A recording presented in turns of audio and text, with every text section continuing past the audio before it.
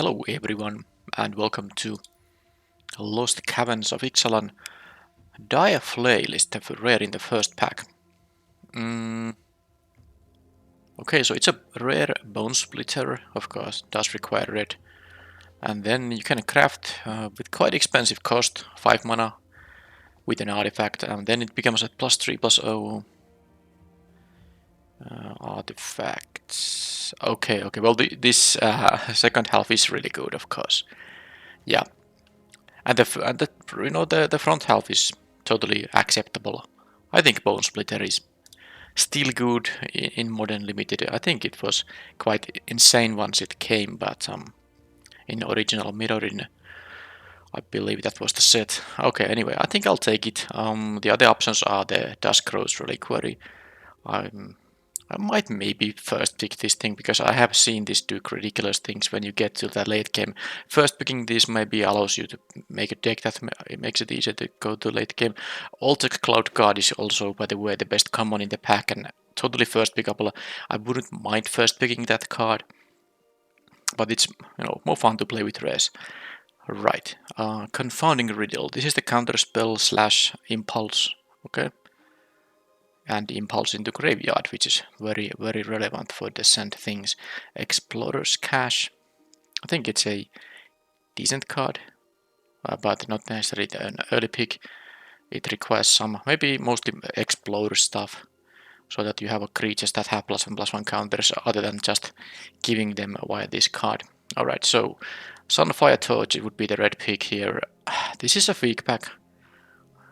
This is a weak pack for sure, so I could take the Confounding Riddle, but the red doesn't really care about descent. Well, descending, yes, but descent and a large number, or like 4 or 8, is not so much of what red cares about. I'm just not sure if I should take the torch this early. The black isn't great. I'll take the riddle, who knows? I mean, it's possible red won't be open and I will abandon the Dire Flail, and I just don't think the Sunfire Torch is that good. Well, this pack has something. Oh, well, okay, there are some okay commons here in the bottom 2 rows, but there's also good high quality commons. The Alter Cloud Guard and the Waterwind Scout, they are both really good. This can be good, but requires quite a bunch of drafting around. And also the Kinjalis Dawn Runner is good. Now, I think I would kind of like to take the guard, although this would, with my rare first pick, would be amazing. If I had a white-red deck, double striking with something that has +2/+0 is really good. Yeah, but I have a blue card. I should maybe take the scout, although this is quite a good signal that white is open. I'm actually taking the double striker. I usually would take the cloud card over it, but because I do have the Dire Flail, I'm taking it, and then immediately I'm getting this pack full of blue. And not much white. Well, there is a white card. There's some red too. I might be blue-white, who knows? So, Staunch Crewmate. That would work nicely if I will be in blue-red. This also finds the Dire Flail, which is an artifact. This picks up a pirate or an artifact. Yeah, I think it's a rather easy pick in the end. This works with my previous picks and is, I think, the best card in the pack. Sahelis Lattice, the Cave Worm. There's the Ruin Locker Bat. I'm actually going to move towards blue-white now. I would really like to have the bat in here. I'm also maybe would prefer to have the 4-mana Flyer instead of this Dawn Runner if I end up not using the color red in my deck. But you could still take the Lattice, which is also something the crewmate finds. But there's still, I mean, this is no joke. 1/1 lifelink flying, and then you get to scry every now and then. I have the Dawn Runner. Okay, fine, I'll take the 1/1. What? So that's a third Cloud Guard. Yeah, I'll take that now for sure. This seems like a blue-white deck based on these earlier picks, although neither the Confounding Riddle or the Staunch Crewmate are actually that great in blue-white specifically. But no matter what, I have the Ruin Lurker Bat and the Dawn Runner here. I'm taking the Cloud Guard, because it seems like I'm at least going to be drafting white here. And this is a really nice card, 3/2 flyer that comes with a friend. Oh, and there's a Restless Anchorage. Okay, I'm taking that for sure. If I will be blue-white, which is, more likely than white-red currently, based on the fact there's no really red that has been passed. Not anything that's like a very good red coming to my direction. So yeah, this is just gonna be great. Mana fixing slash, utility land. If I will be blue-white in the end. Okay, Sage of Days. I do think this card is really decent in a deck that wants to descent, have a descent some value like Unfathomless Descent or Descent 4 or Descent 8. But it's not gonna be that kind of deck here, so am I gonna take the Rumbling Rock Slide over the Deconstruction Hammer? Maybe the only thing why I'm considering this that it's quite decent with the bat that has lifelink, but I should take maybe the Rock Slide, and I will keep the option open to not be, blue or I don't actually know based on these picks, because now I get this River Herald Scout, which I'm gonna pick no matter what. I have good white, good red, and good blue. The least of red, but I have two nice red cards I wouldn't mind playing. But yeah, let's take the Scout. It is the easy pick there. Now I can take the Akinek Ahau thing. Suppose it's fine. This is the Captivating Cave. Cave is utility cave, but I don't like the fact it doesn't tap for colored mana unless you pay extra. Okay, let's take this. And Hole in the History. Am I supposed to take this? It is a card that in best of 3 you can sideboard out if you saw it in game 1 or 2, so the opponent will play it around it. Well, it's at least the more fun card. So this counters an artifact or creature spell, and then you get to discover equal to its mana value, which can create a huge blowout, or can be really awkward when you keep mana up for it, but nothing good comes out of it. Crafted an island, unlucky drop. I suppose I'll take the interaction here. Cave Worm or the Echo thing. Then both of these have Descent 4. This will always draw a card. This is just a 2/5. I guess I'll take the thing that draws a card, but it's probably going to be cut from the deck. Okay, Magellantly, the Great Door. Loot so a 3 mana thing that loots without the extra cost though. Then you can transform this with, you have to have. You can discount the Badland Planeswalker here from the list of card types, because they are not gonna really be present in this draft format unless I get the only Planeswalker. Artifact, creature, enchantment, land. Those are all I have to have. And even then the payoff is just a land that taps for a lot of mana, probably at the stage of the game where you prefer to still have access to the looting. So it's a 3 mana looter and also a Descent enabler, which is nice, but don't know really if it's what I'm looking for to get. There's another crewmate. It's going to be tough. Maybe, I don't know. The needle is good. Okay, I'm taking the needle. I kind of ran out of time there. Maybe there was even some common I was supposed to take. I used way too much time. Sorry about considering the other. The looting artifact, which I actually knew I'm not gonna play. Well, this what did I end up taking? It was the Lodestone Needle. I think this is the flash artifact. You have to craft with an artifact to get a good value out of this. Infinite has explorers, or rather one explorer per turn, costing 1 mana is very very nice. I want to have the chance to get that. So that's why I took the card, but maybe there was some common I was supposed to take. Pirate Hat. Game Guard. I'm actually taking the land here for now. It fixes my mana, and then it actually works with the Anchorage. And I might get some other, caves with which it's gonna work as well. I do think that because I'm not getting any red, I'm cutting the red now, and this will be in fact blue-white, and I will get to use the restless anchorage. Don't know if the crewmate is gonna get that many friends. Although I have to craft this thing with an artifact, you know, where's the needle, so I might need to pick some artifacts here.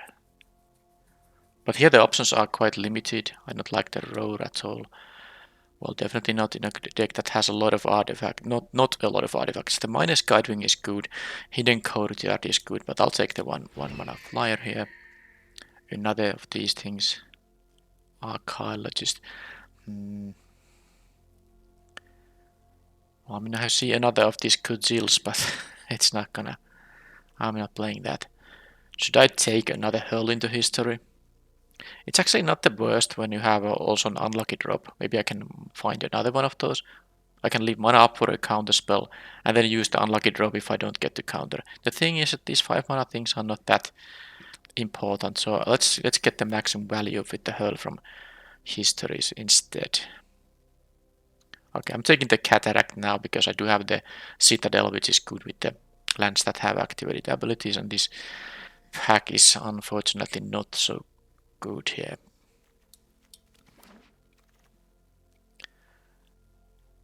Another cave, another unlucky drop though. I don't get much white here. There's the Glorifier of Suffering, but this is not the deck for that. This actually looks a little bit bad now. I don't know if I want to have multiples of these. I'm just taking the Cataract here, but come on, some playables. There are some now. I think I'll take the Sunscribe. This wouldn't be a bad card, but I want to have some artifacts so that I can maybe craft, you know, the lodestone needle. Okay. And I need actually 2-drops here. Well, both of them were a 2-drop, I suppose. Alright, so Oaken Siren I will take. It's an artifact, a 2-drop. Don't know if I need the mana too much, but whatever, I'll take it anyway. Another one of these guys, maybe. An adaptive Gem Guard. Now there's a pirate hat, which now I have minus guidewing the bat here. Now I have some other stuff too that that 1/2 flyer. Where is it? Oaken Siren. The pirate hat will be decent enough. It's also an artifact that I can find with the Stone's crewmate. Maybe craft with the thing I saw earlier. Okay, I'll take the Wondercliff. I don't think I'm gonna play it, but I'll pick it because it's the only card for my colors there.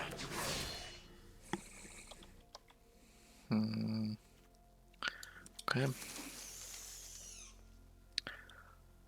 Runaway Boulder. I can cycle this and then have another way to craft with the craft thing. Okay. What's this? Nothing too good here. These things are not caves, so I can't get that with the compass gnome. 1, 2, 3, 4 2-drops. Okay, I got some 2-drops now. This is bad. I don't think the shipwreck sentry is really what I want to have here. 1000 moon infantry. 2, 4, I don't know. This is such a weak pack that I'm actually just taking the rare here. I don't think I can splash it, but maybe it's on the table. But I just take it because it's 20 gems, and maybe I can consider it actually splashing it. Just a weak pack to open. Okay. Draw 3, discard. Now this is an amazing card, but this is not the deck for it. I won't be having that easy time to Descent 4. I have not really a lot of Descent enablers, so I don't think I'm taking it. It kind of comes down to even the Levitator could be something. I could just take the Aspirant or the Reminiscence thing. When in doubt, take the cheap card. I'll take the 2-drop. I actually quite like that thing. Alright, well, so am I gonna take Millennium Calendar number 1 here? Well, let's just first say that I think the pick here is the Guardian of the Great Door, but I also want to mention that it's not necessarily the best deck for it. I have not an easy time having, you know, kind of a tapping fodder for it, which means like non-creature artifacts on the battlefield. So it's not the greatest in this deck. This would, you know, maybe help with the consideration of the red splash, but I don't think it's that likely the splash to be happening. I have none of these. I'll just, you know, let's say this is a sideboard card for an extremely grindy matchup where I know the opponent doesn't have artifact removal. Then yes, I can maybe sideboard it in, but I picked it mostly for set completion. Okay, Restless Anchorage is gonna be easily the pick here. I wouldn't mind having the Brachis Plunder, but having two of these seems really good in a blue-white deck, so I'll take that. Doesn't take a spell slot, of course, which is very nice as well. Alright, Terror Tide. Maybe someday I can play this thing. It's a nice rat effect that you can control somewhat. What's this? This is the -X, -O thing that, you know, if you care about Descending, which my deck doesn't, I would play this. But yeah, now I take the Guardian of the Great Door. I still think it's probably a card worth considering. And now again I'm offered the Pirate's Hat. Runaway Boulder number 2, Hunter's Blowgun. I don't think I'm gonna play double Pirate's Hat. How many artifacts I have? 6. But, you know, the Blowgun is really bad too. Maybe this is like a more likely card to run. I'm not needing 2 of these. Okay, fine. Let's take the game ball for the absolute matchup where the opponent doesn't do anything. I mean, at least doesn't attack at all. So I can maybe consider playing that. Do I need the vehicle? At Descent 8 it's unblockable. Other than that, this is mostly a card for decks that care about Descent. So I'm taking the Scout here. I have a decent 2-drops now. And Adaptive Gem Guard, is that the card I'm taking here? The Landmark is... No, I think the Gem Guard is better. I might actually play this card. And here we have another shot at the Thousand Moons Infantry. How does my 3-drop slot look like? I have a 3, maybe I will play this, maybe not. Well, I take it anyway. You know, maybe I want to have it in a defensive matchup. Here I can take the card, draw spell. And this is now, what, 26 spells. I have quite a few lands, 2 creature lands, and the Sunken Citadel and other 2 other caves here. And how about, okay, equal amount of both colors. Target artifact or creature. No, this actually says artifact or creature, so yep, it's a little bit better than I first thought. But I think out of these options, this about Puzzle Door is still the one I might play, but might also just not. Again, this card is also better in decks that care about Descent. Buried Treasure, not for me. I'll take the 2/5, but it's not gonna be played in the main deck.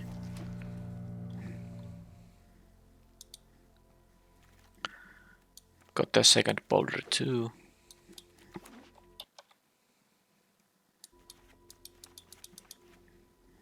Okay, I will definitely be a 17 land deck because I have so many utility lands. I could even consider 18, but let's make some easy cuts first. Out of Air, I won't be needing that. Cave Worm, won't be needing that. Thousand Moons Infantry, a sideboard card. And then Crewmate, Pirates and Artifacts, but artifact count might go lower. I'm gonna cut 1 Pirate Hat already. Was there something that's, you know, like an obvious cut? I don't think none of the others are obvious cuts, so let's see. Currently it is 9 artifacts and 1 other pirate. Yeah, I think it's a 1/2 flyer. The Oaken Siren is also a pirate. So Staunch Crewmate has a reasonable number of hits now. It's basically 10 hits because of course it is one of the 2 pirates, so there is 1 other pirate and 9 artifacts. So 1 in 4 cards is in fact, on average, this thing reveals 4 cards. So I don't know what's the actual likelihood to get. It's of course not 100% despite 1 in 4 card being a hit on average, but I would say it's like a still over 50% of the time that you get to pick a card, and sometimes you get to have selection when there are 2 or more of those. But you know, I'm not gonna play 2 runaway boulders, that's gonna be cut. Am I gonna play 1?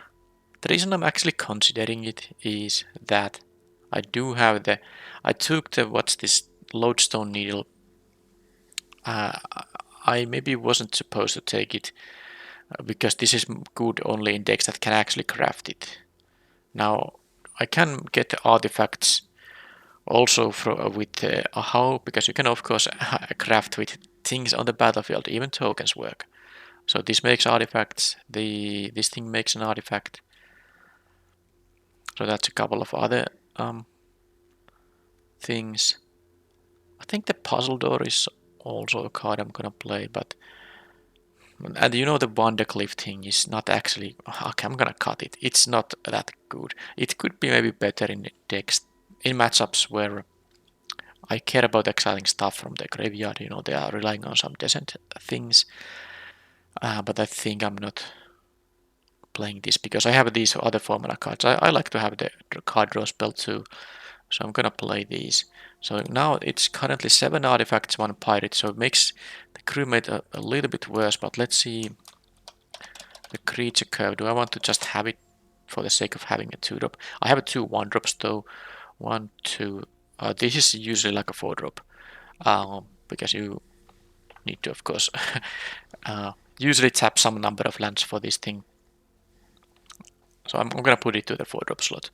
So 1, 2, 3, 4, 5. That's 6 2-drops and 2 1-drops. I could cut the crewmate from the deck.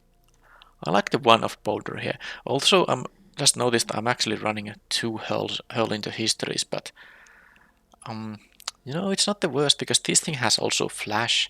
I have this thing which is, you know, an instant, also a counter spell, but you know, if I'm holding both with mana to cast a hurl here and they don't offer me a spell to counter it, then this can be used to just to get a card. And there's the unlucky drop. There's a Didact Echo here too.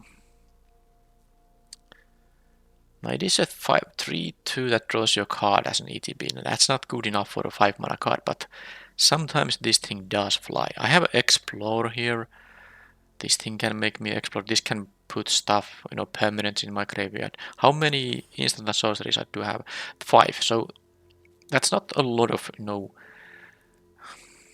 things that don't count for descent, because of course my instants and sorceries do not count for this echo. So I don't know how often this is actually going to draw me a card. I mean, sorry, it will always draw the card. It's better that way, that it guarantees the card draw, and then how often this is gonna fly. That is the question. Because I'm not sure. So the staunch crewmate. I could see cutting 1 of the hurl into histories. Maybe it's hilarious to start with 2, but this is a lot of mana. Then again, it's a 2 for 1.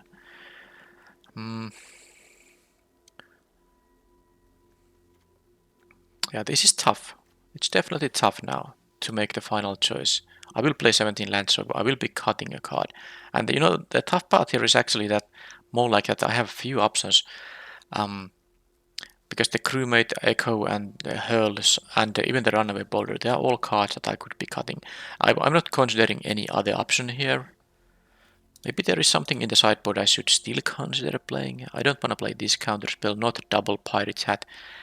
I have enough creatures. I don't need a random 2 for 3. The echo draws a card. How likely? But this is a bunch of 5-mana cards though. Although I can cycle this thing. And this thing, you know, can be cheaper mana-wise if I can find other things to tap. Yeah, I don't know.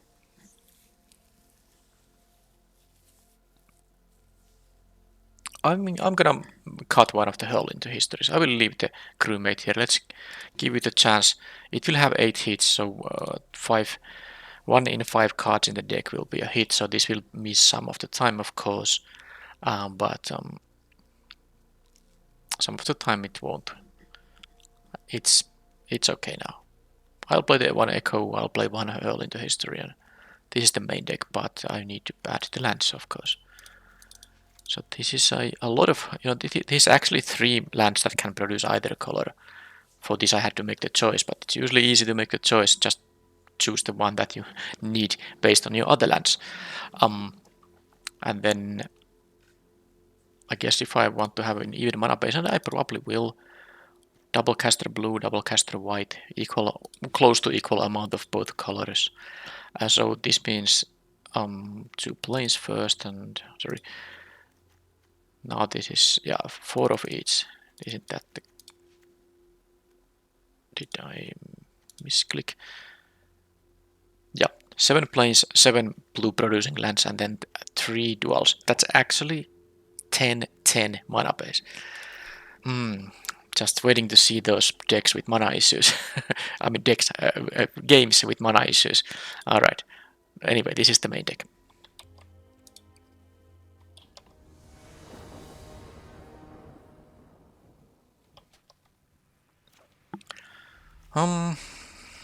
I'll keep it. I have early games. I have one of the utility lands, and then I have the cave here, and I'm on the draw here. Okay, that's not bad turn 3 thing. I might even, get to mill an artifact into my graveyard. Oh, that's my turn 3 play instead. I'll just yeah, I think this double striker is fine as is. I don't need to kind of try to make it into an even bigger one with the aspirant. At least this 2/3 aspirant is now a creature of worthy size. Can trade it with this even if they get to make it into a 4/2, which they did. So this is 4/2 vigilance with explorer. Okay, this always enters tapped, so I'm gonna play the Dawn Runner here. Let's see what the explorer says. Don't mind either way. The bat is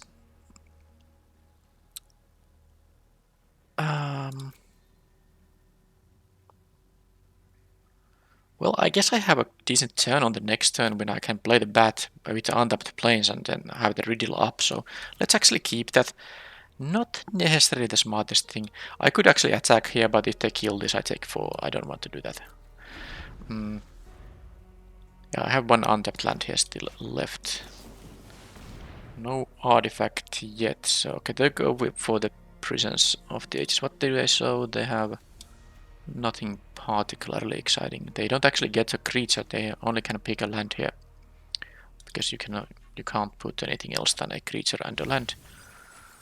So that's 3 mana, get a land, but also increase your descent count, which could matter. They are blue, green, and black. Each of those colors can totally care about descending.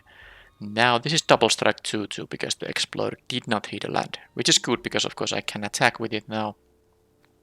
This will tap a creature or artifact and put 2 stun counter. It's quite long time for stunning. Now this thing has vigilance, so I could start racing, so that I attack with both, dealing 6. The other option is to deal 4 and then have a blocker for this guy. I think I'm going to be a little bit conservative here now. Because I have these, I have a late game, I think advantage here. And well, maybe not advantage, but I have good stuff for the late game with the land and all that. I don't need to try to finish quickly here. Now I can counter whatever they're gonna play. If for some reason they don't cast a spell or just cast something not worthy of countering, yeah, this thing. Counter a target spell unless they pay 4. That wouldn't have been so bad to tap down for multiple turns, but I'd rather not have them have this thing here. Okay, so they are actually offering a trade here. That's gonna increase the descent count. That's something they might be interested in. Anyway, they take 5 now. If I descended Scry 1, I don't descend now, but of course what I do here is this attack. I'm gonna get a... I'm gonna actually deal 7 now that I realized that. I get a map token, which is great for the lifelinker here. They don't go for any jumps right now. And this is gonna help activating this anchorage. So activate abilities of land sources. So yep, that's nice. It's gonna pick maybe blue. I have 2 basic planes here, so let's say blue here because I might crack the cataract at some point. 1-1 explorers as an ETB. They have a cavern stomper, no big deal. I can't kill it with the boulder. It's a 770, still 6, but you know I can tap it for many turns. Okay, that is gonna be killed with the boulder, and I even got the untapped land for that. So I'm just having it. So good stuff here now. I know I could lock it down because it only costs 2 mana, and then I would have mana to attack with that. But this is such a nice thing that can just straight up kill it. I think that's what I'm supposed to do here. I won't have mana for the map either.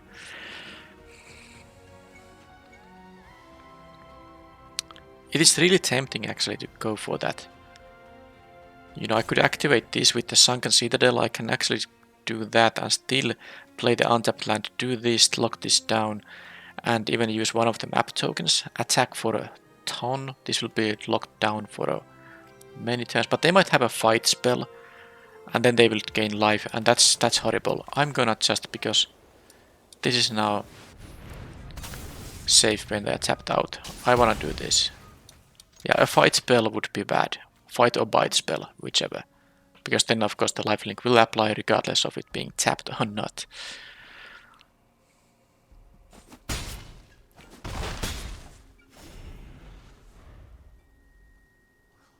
They need something that deals with flyers because I have the anchorage. Okay, another one of those. Okay, defossilized. They have, you know, some plans, but they also have a bunch of clunky cards.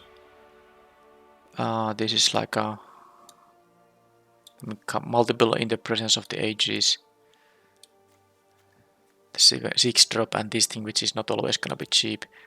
So my advantage is trying to quickly win, and also I did not see more reach guys than the Colossodactyl. It has 5 toughness and the boulder deals 6. I'm considering running another boulder, but I also have the unlucky drop here.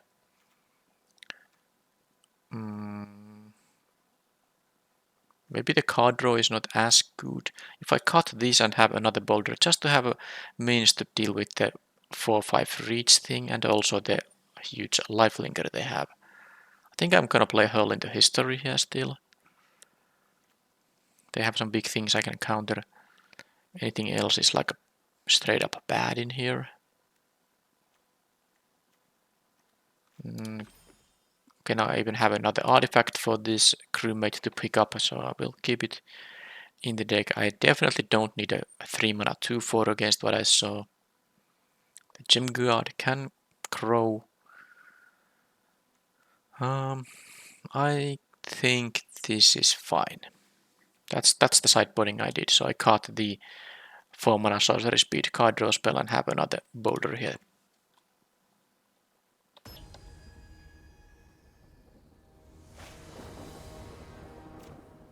They go first. I have this hand. Well, 4, 5, 6. I have both colors, but my deck can do better, and I'm happy I didn't get like a 1-lander. But this is much better. This can always cycle, so I should get rid of the planes here. I have 3 lands here regardless, and the Explorer here helps. Explore on turn 2, Explore on turn 3 helps me find my land drops.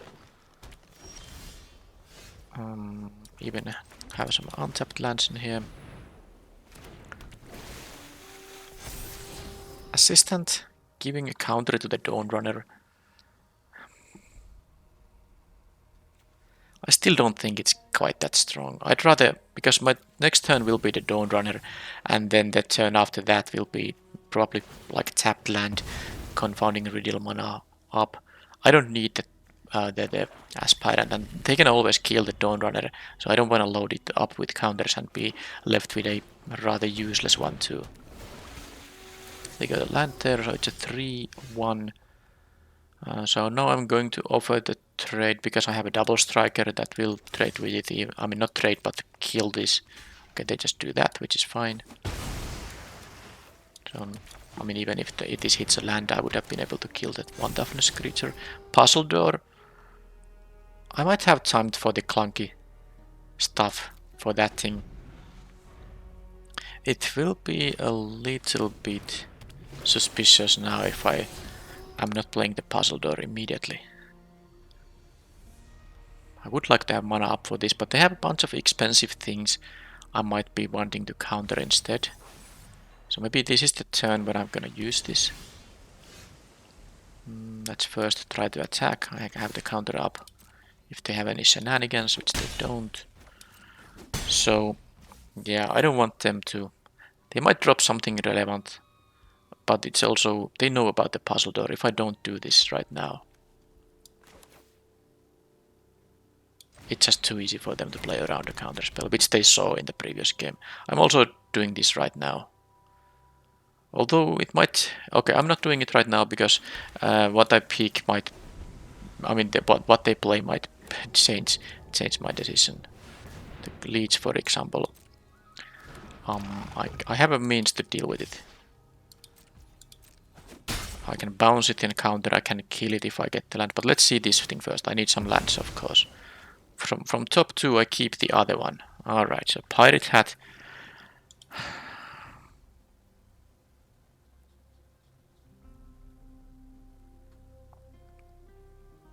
It's nice with the double striker. That's absolutely nice, but I need the lands. I think the boulder is important to deal with the lead. So the other one goes to graveyard. This goes to my hand. I will take the land here now. Okay. So now what I'm doing is I'm just making them recast this thing, and then if they recast it, I can kill it with the boulder now that I have the land available already. They can play a cave, so it will be a little bit cheaper. It will be a 5-drop. What will it? No, 4. No, 5. Okay, they almost tapped out, so... Sorry, something was in my eye. So let's just hope that there's nothing for 1 blue that can mess up this thing. They might also have the reanimating spell. Now, I could have like taken damage. No, I don't want to let them gain 5. Because I don't have an option to now actually deal anything, do anything to it if they have a defossilize, which they do. Okay, so a couple of this has 2 explorers. Okay, confounding riddle. I didn't get to do the countering of a big thing with it because, well, I didn't have the window for it. Okay. Well, there are multiple things I can consider doing. All my early damage is now totally unnecessary. I could attack in the air, get a map token, maybe make this into a 3/3 double striker, and then it can, you know, at least try to trade with the leech. But them going to 6 will be irrelevant because they're gonna go back to 12, so damage isn't gonna matter anymore. That's just the way of life linking. I could crack this, hope to find something, but I can't even hit the boulder because this has mana value of 6, doesn't, and discover 4 won't help there. So I think the options are to play both of these or just play one, and I think it's just time to play one of these. I can, you know, double block here, lose both of my guys, and if they have something I maybe can counter. Now they could have mana to pay for the 4, so it's not that easy. If they have a cheap pump spell, yeah, that's all they need to have. So maybe I need to take the 6. They still have 2 unknowns. They have a bunch. They could actually use the captivating cave here. I think it's better to just dig for an answer here. For example, the thing that, oh, they have multiples of those, and now that's a 2 mana card? Can't even counter it. Yeah, I think now I have to This becoming an 8-8 means I can't even double block it because this is 7 total. Well, well, well. They go to... Okay, so there goes my early game advantage. Big lifelinker, that's what they do. Okay, let's get somehow an answer that... No.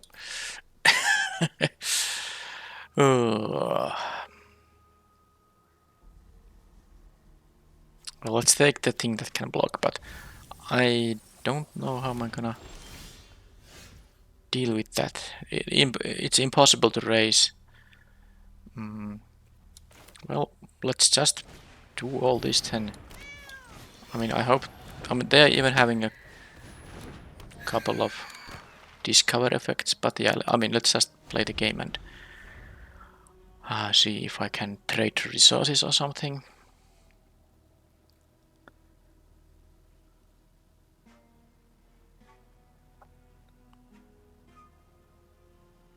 Both of these have vigilance, by the way. I can do something in the air. Alright, so 8. There's no easy way to do it. I have to lose. I have to lose all 3. No matter how I block. This deals 4, but I still need, 4 additional damage. And there's not enough toughness for me to have 3 creatures. I mean, block with 3 creatures so that one of them would survive. That's not happening.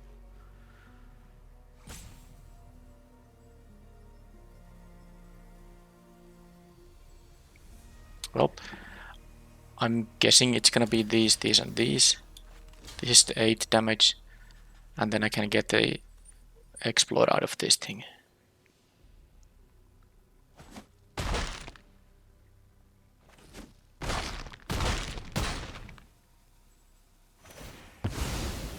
And the flyer can explore. I need to find an answer for the leads.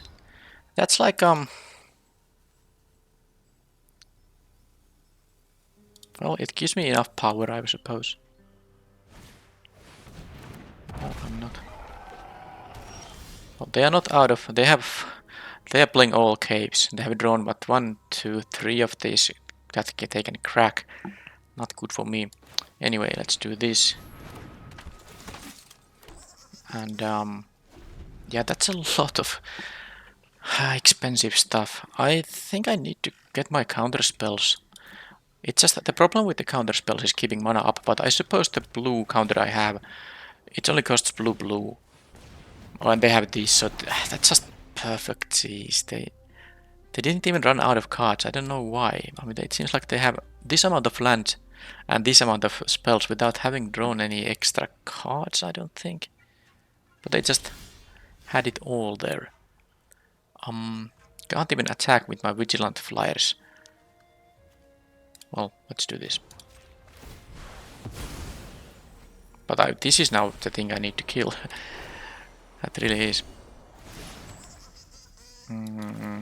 So let's give some... I mean, it's not gonna work. They have a 7. I just don't want to waste time. They can start creating 7/7s, and I'm drawing 1 card a turn, and the board state they have is already too much to handle. But I'm thinking they're out of air. I need only blue, and I have actually very good mana for that. 10/10 mana base. I could even consider cutting 1 plains to add 1 island to make sure I have the blue easier. But I'm playing this no matter what. The Didact Echo I don't need. I'm gonna play another Hurl into history too. I wish I had the 2 mana bounce spell, but alas, I do not. The other stuff here is not so necessary, but I'm gonna cut 1 more card, and then I'm gonna switch into more blue sources here because I have the blue 2 mana effect here. The crewmate is seeing now 8 artifacts, 1 other pirate. But it's also true that the 2/1 is not that good of a card in this matchup.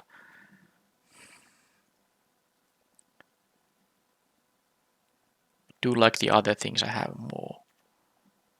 Definitely. Maybe the 2/3 that can give the counter to someone that is more relevant is Pretty nice. Okay, I'm gonna cut the crewmate, even though it can hit something, but no, I'm not gonna do that.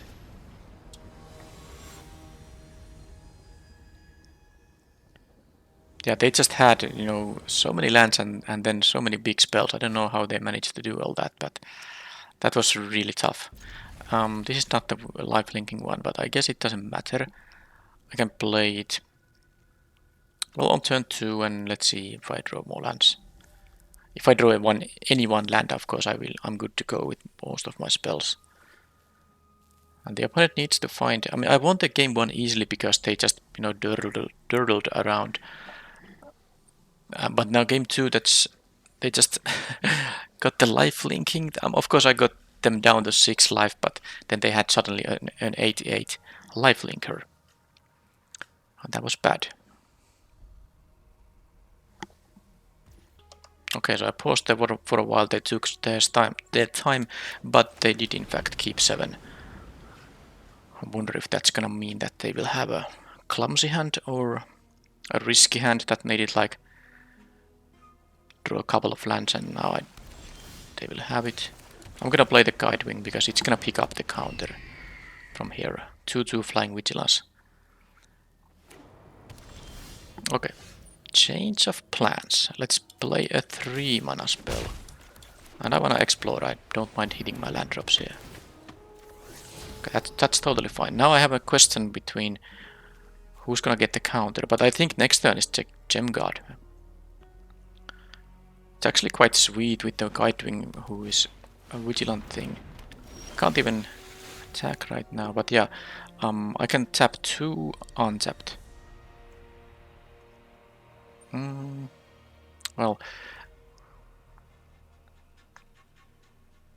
Well, I mean, I'll just do this. I mean, I actually could attack with the Dawn Runner because of the vigilance, but well, I can't attack into that. So let's do this. I'm not ever gonna block this guy. Well, I guess I might. So let's do it like this. Let's do it like this. This is a 4/4 now, so they don't have a good attack. If they explore this, it's unblockable anyway. If they attack this 2/4 into my 4/4, well, I'm gonna suspect a trick and I will take 2 damage. Now, can I get like a 5th land? It's not so great now because I have these. I mean, even the activated land. So yeah, the Hurl into History isn't the greatest right now. But let's see. The life linking thing costs 8 minus the number of caves they have on the battlefield or graveyard. So currently it's a 5-drop. Let's see if they drop another cave here. That will most likely find a cave. So if I draw an untapped land, I might just have mana up here. Okay, that's a cave. So they have now. They might still have a land drop here, of course.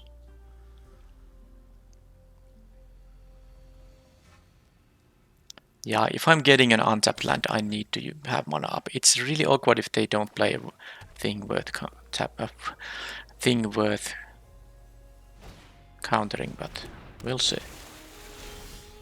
Well, I can keep mana up for this thing regardless. Yep, I can do the attacks. Yeah, that's actually quite sweet because now I can attack with the Gem Guard and still give it a counter because of the Guide Wing's vigilance. And I'm gonna keep mana up for a counter spell. There's no way I'm not doing that. And if they actually don't have anything I can counter or don't want to, I will use this impulse version of the card. This crafts with a cave into a 5/5. But that's all it does. Okay. So do they have like an instant speed thing? I don't know, but I'm gonna do this. Okay, well that's interesting. Because there are utility lands I would rather have, but I want to be able to keep mana up. I'm gonna take the plains here.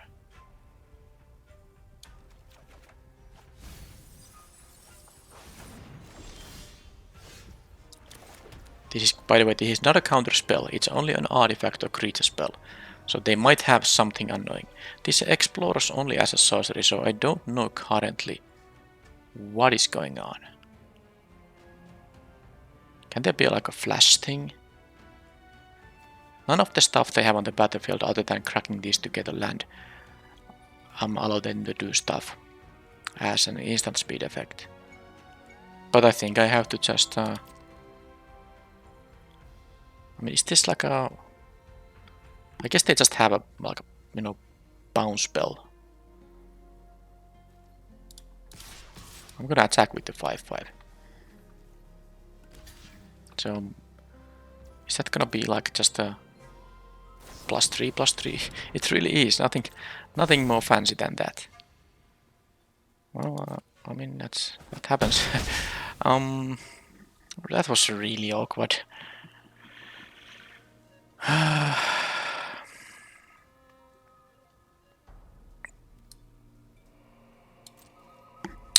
This is now how the hurl into history is just not gonna be that great. Because I have stuff I could actually play here.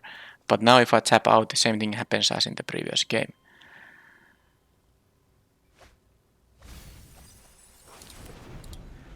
I'm glad they did not mill the thing, you know, because the sorcery speed that reanimate thing, that does not actually work against.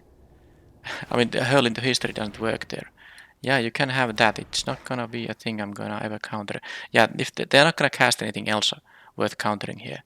So now this is I would have an aspirant than this on the battlefield. So this is kinda bad now, but I went that route now. How much are they gonna have like instant speed effects in there?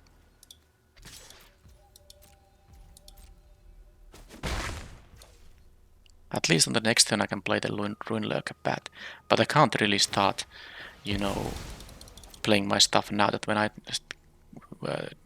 started doing this. They might make this into a 4/3 very soon, but I can take a few hits. They haven't used the Seeker of Sunlight either, so they do seem to have something. All I need to do is I need to counter the, I guess the 4/5 that has reach and also of course the life linker.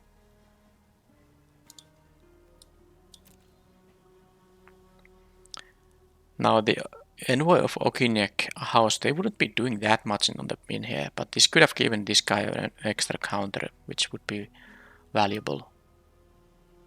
But they're just playing around the counter spells. They haven't seen the hurl though. Or did I mill it in some game when I explored?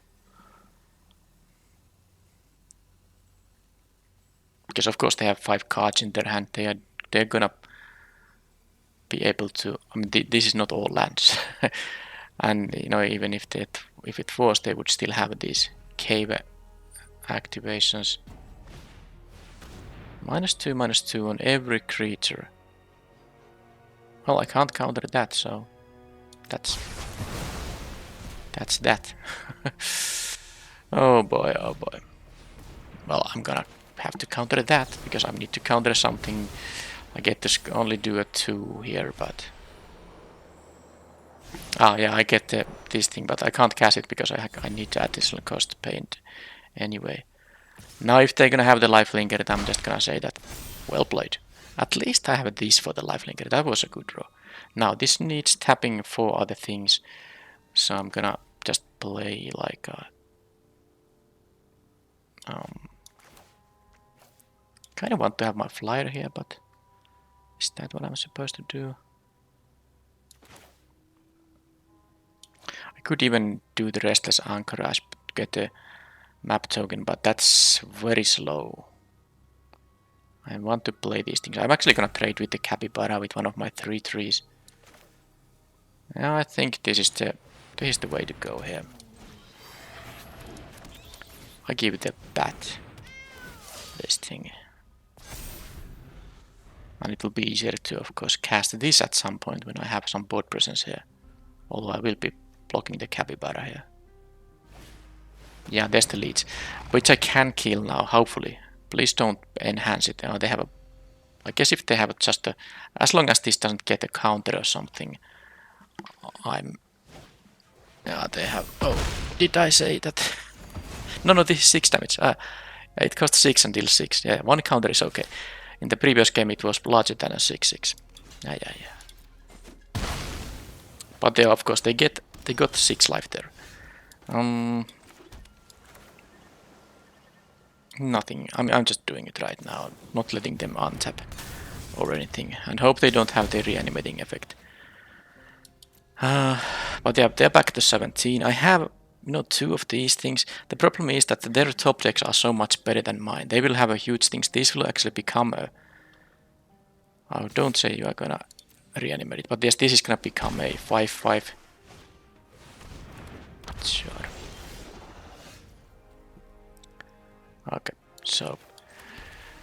I can play this and then I can play the 4-4-2. Or I can attack. No, I can't because they have this. I mean, like I said, too much.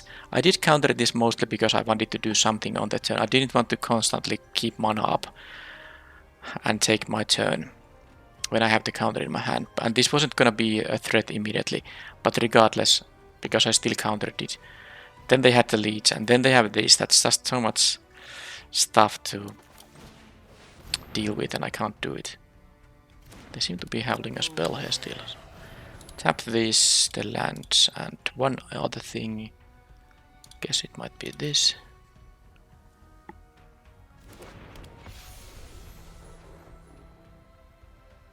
Yeah, the Colossus Dactyl makes it so that my anchorage aren't really so good. Yeah, that's dead now. So they have 2 hidden cataract. Yeah, they can just start cracking those. I mean, this is a very decent deck. I just I don't know, was my sideboarding with the counter spells somehow bad? Was I supposed to just try to... But I had too little interaction. I guess that's the problem. I couldn't even sideboard into more bounce spells or something because that's the problem here I'm facing. I can't... I mean, now I would be in a very decent shape here if they didn't have the Colossus Dactyl. But now let's just crack these and maybe find something. That's a good one, but the Colossus Dactyl is saying that none of what you do can matter.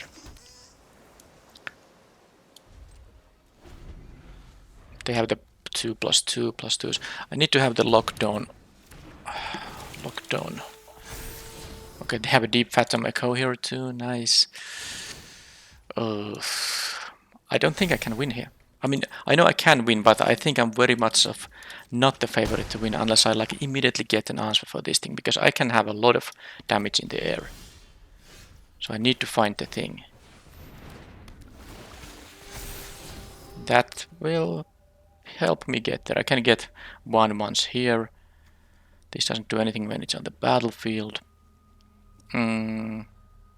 Yeah, I have a lot of damage in the air, but they have a 4-5 blocker on my guys.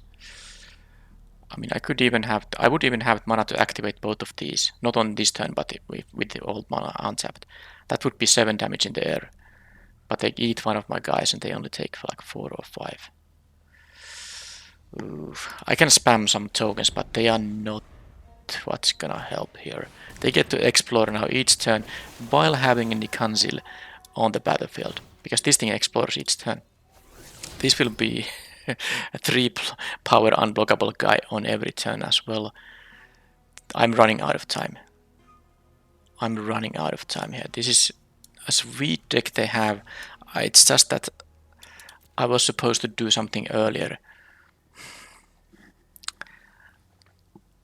The game 1 was so different than game 2 and 3. They just got the stuff here. I hope this is only on the end of turn. Yeah, it's not until beginning of their next turn. Yeah, that's unblockable. That's a... I mean, the synergy they have is really good. They have this thing that unblocks... They have... sorry. Yeah, every turn they explore, they get to enhance this guy and all that. Anyway, let's just play and... Either this will be over quick, either way. This is what I needed here. So this goes to my hand.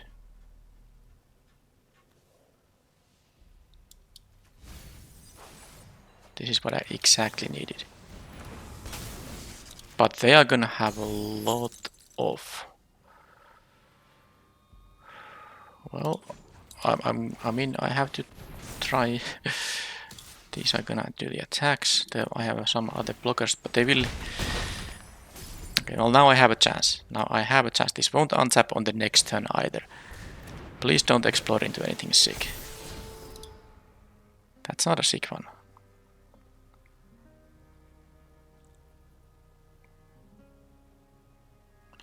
I will have a 7 power attack in the air. That's not enough. And uses all my mana, so I don't have a win on the next attack. I need to survive this attack and their next attack. That said, I can trade with the vigilant guy, and if they attack with too many non-vigilant guys, I will be able to. They milled that thing. I will have a backswing. So, and they can give +1/+1 counters on someone if they want to. Okay, that's unblockable. That will deal guaranteed damage on the next turn. Okay, this thing doesn't have reach either. So, okay, this is so much of. Is this gonna just win? Make them win on the next turn? I don't know. Oaken Siren. So I don't even have to attack with both of these anchorages now because I will have a victory on the next turn, not on this turn, sadly. Because I can activate this and the second one, that's 7 damage in the air. 1, 2, 3, 4 blockers in the ground. 1, 2, 3, 4, 5 attackers on the ground. So actually what's true is that if I had drawn an untapped land now, and then this would hit a, if this would hit a +1/+1 counter, I would win because I can force 1 damage in the ground. But now only 7 in the air. 3 + 2 + 2 with 1 extra mana. Yeah, I could have done it. I can craft with an artifact, I have that option available. So all I can do now is attack in the air for like 3.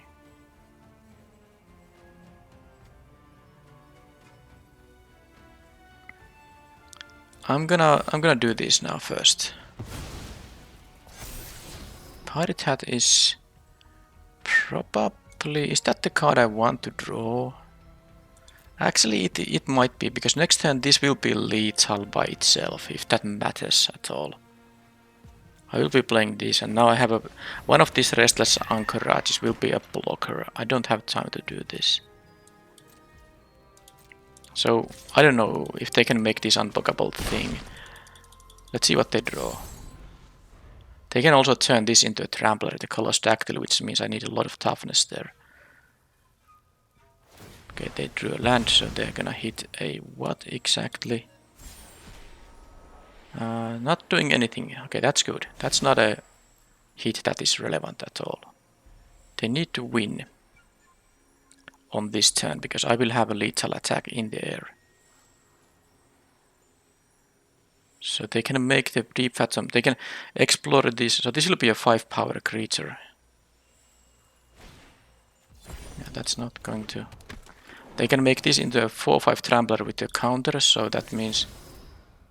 Okay, that doesn't.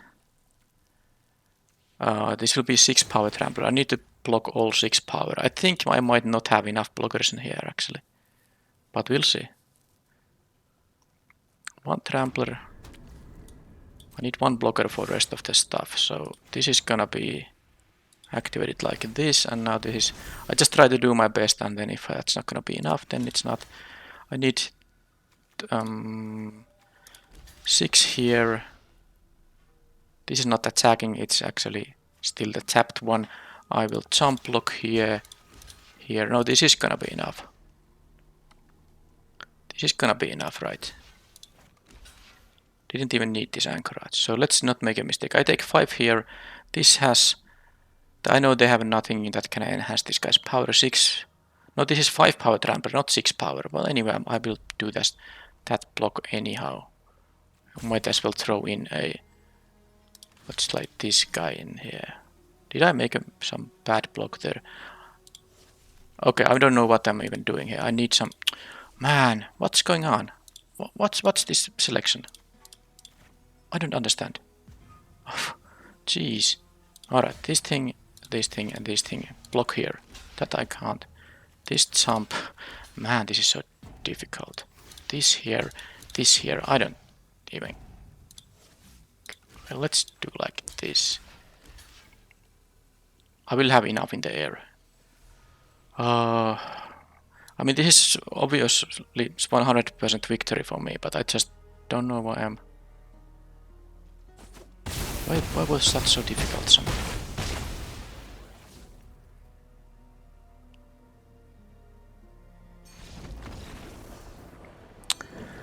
Oh, man, what a match. Deep Phantom Echo with the uncommon. That's great combination, and of course the thing that becomes unblockable and all the other stuff they had. Wow. That was intense.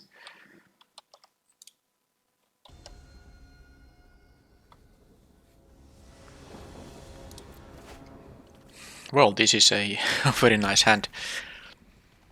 1 drop, 2 drop. Have the ability to equip these. Neither of these is a pirate though. So it's a little bit of an not so efficient card in my deck, but with the Fliers I have, I think it's still an okay card with equip 2.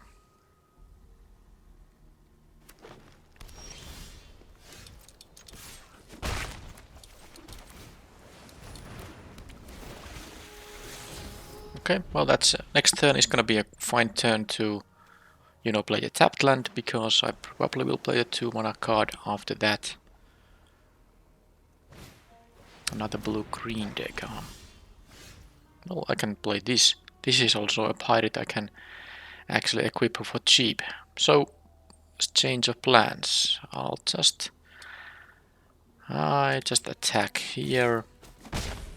Play this thing. There's not gonna always be a hit here, like now. But I guess this stuff is not the greatest stuff to draw, so I don't mind not having them around. I name blue here, of course, given the land configuration here.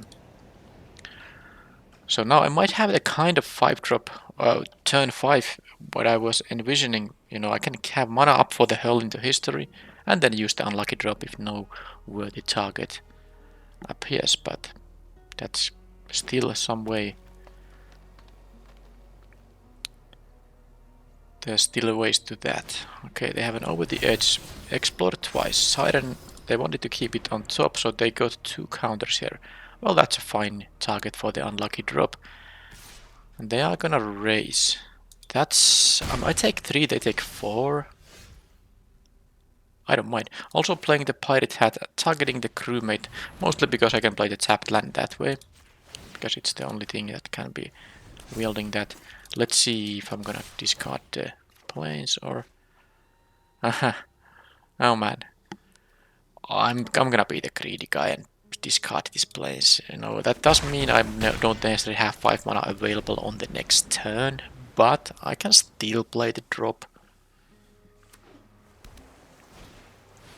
6/6. Okay, ground is kind of held now. Not blocking that. I suppose it's only hexproof on their turn, so I suppose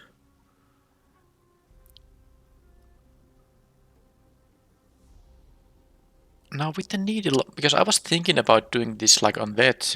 I mean, no, this has, sorry, it has hexproof on that turn. I can't let them go to upkeep and then, sorry, the draw step, have they draw and then do target these. That's not how it works, certainly. So with the needle though, I was thinking that am I supposed to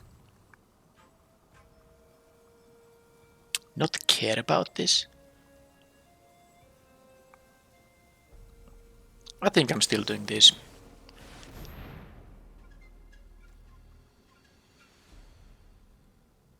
Let's see if they want to even redraw it. It's possible they have no intention to redraw it. Because they most likely, I mean, they can have a land drop, of course, but if they cast this, they will have only 1 mana left at most. They still don't mind it. I don't know why I played land, but I guess I'm still playing the land here. I mean, the Flyer is nice, but also the needle is important. I'm not going to lose that. Hurl in the History. do I have an artifact? Now I have a pirate, you know, the equipment here, I can use that for crafting if I really need to. Not that it's necessarily such a good idea. Yeah, I mean, the flyer is gonna be useful. I'm just gonna cut that, or discard that, because I won't be leaving mana up, especially with double restless anchorage in here.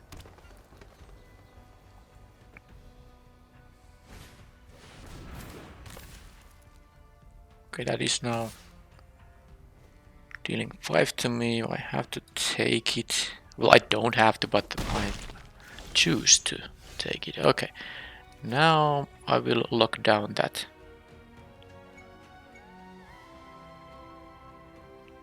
guy in there.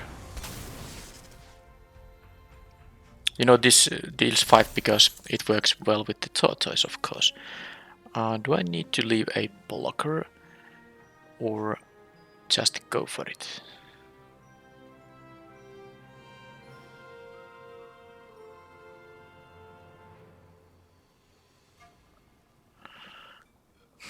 Also, I can't do both, you know. Well, let's actually leave a blocker.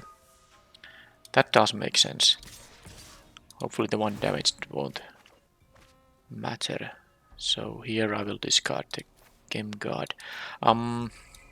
So do I want to leave mana up for the riddle? They can cast this. And with a land drop. But I have these. Yeah, okay, I'm gonna either make them use 4 mana. You know, they pay the 4, that means they can't do anything else, or that actually the counter spell will work. So Oaken Siren. So what's gonna happen if they pay? They won't attack with this guy in that case.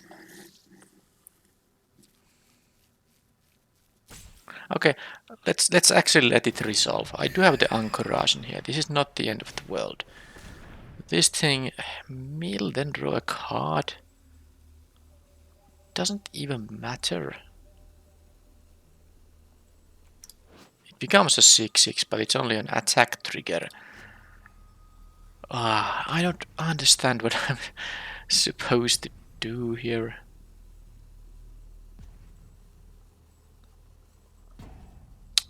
Fine. Do that thing. Guess I'm gonna just...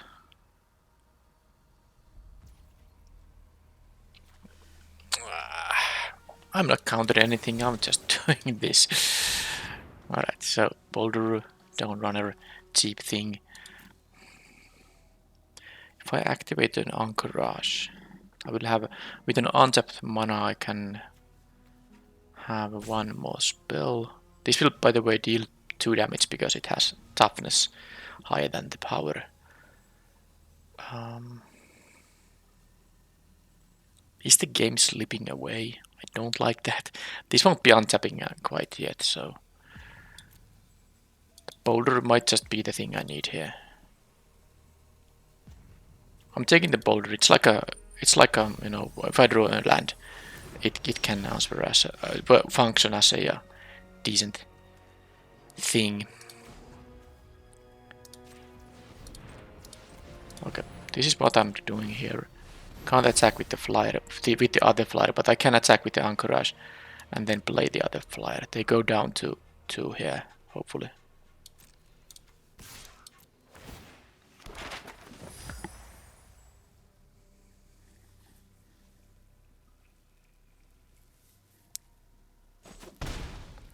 So now I'm gonna do this and I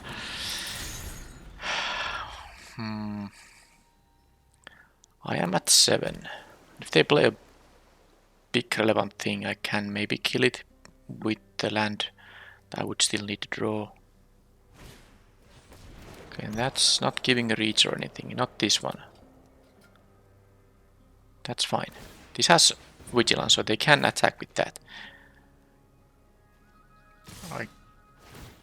Okay, I will. Okay, there was just a land, so I mean, I'll block here, I suppose. Yeah. I went to actually to 5, but there's a bug when a game ends like mid-combat. Yeah, now it shows 5. It briefly showed 3. You somehow take double damage from the attacks. But yeah, anyway, the point is that now I take this damage, assuming they have nothing that deals with flyers, I can at least make these guys into 2 power things, and of course they also attack with the capybara, so this is now a threat they need to deal with. So I have the anchorage, depending on if I draw land here, activating one. Now, because moving around this costs 2 mana here, but yeah, you know, the Air Force was enough. Hurl into history. I mean, even if the opponent don't know about it, I haven't gotten any good effect from this card. Also, the tortoise is quite annoying. I can deal with this thing using the boulder, but it costs 6 to cast a boulder. Out of air. Blue to counter a creature spell. Kind of. I'm actually gonna just cut the hurl into history, play the out of air instead, and maybe do the same kind of switching here. Let's make sure I have the double blue available a little bit with a more reliability. Now then the Didact Echo versus Boulder. I think I'm just gonna not have the Echo, I'm gonna have the second Boulder. It's so funny that I'm actually playing 2 of these. I didn't expect that to happen when I was drafting the second copy, but apparently that's what I feel like I need to do here. Crewmate can find the second Boulder, yep. This is fine. That's the sideboarding.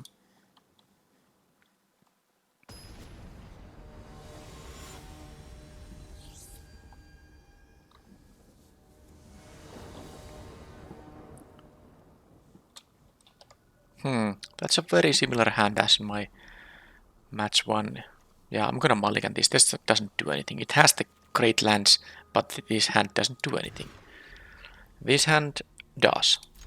But I'm not gonna miss out on any of these lands, so I guess I'd rather have board presence, so this is kind of like 2, 3, 4. It's not exactly because all of this stuff enters tapped, but unlucky drop is the one I'm gonna put away.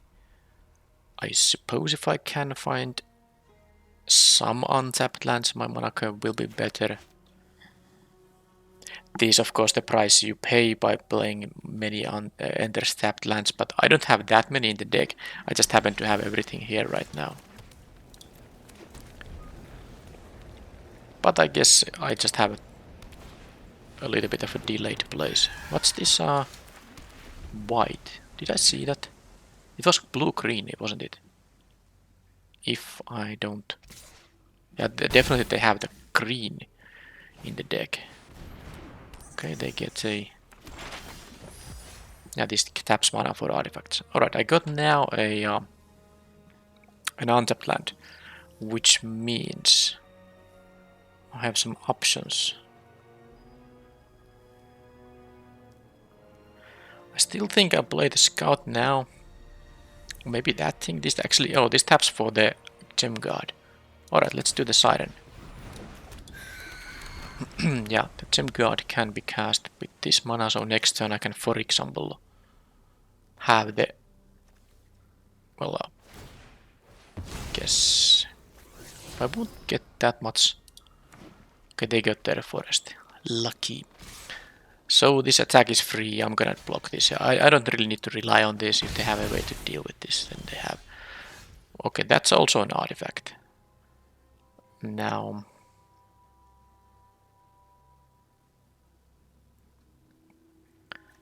I can also attack. And why not? I have a counter spell if something really weird happens in here. Maybe they take one.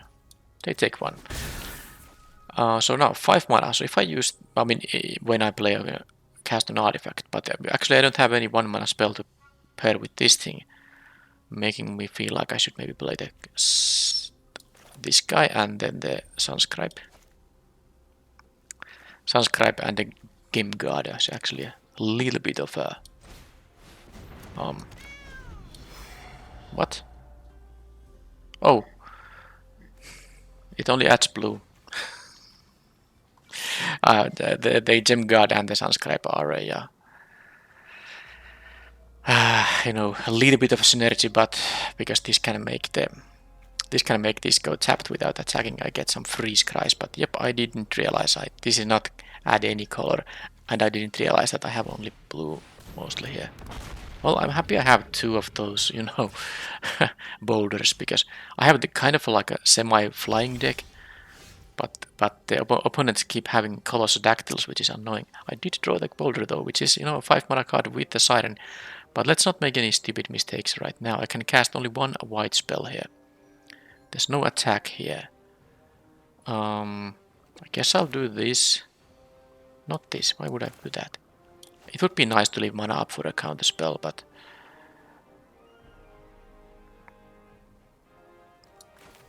I'm gonna do this, and then I might get an untapped land here and then play the Gem Guard. The Ruin Lurker Bat, I don't actually need it in this case. And then I will do this. So I haven't been able to utilize this Oaken Siren at all, thanks to me needing more white mana than additional mana. Alright, so next turn I can play the Gem Guard and can start getting some number of counters on it. Now the opponent still has so many cards in their hand. And they might be some high impact cards.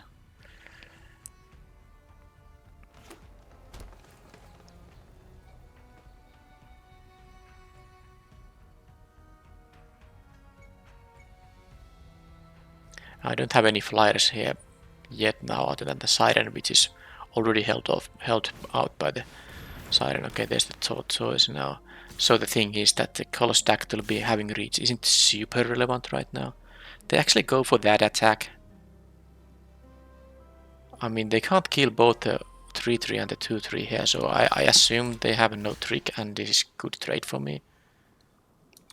I mean, I'm trading one of these guys with this Colossus Dactyl. It's really good for me. Wow. Okay, I can kill this with the boulder.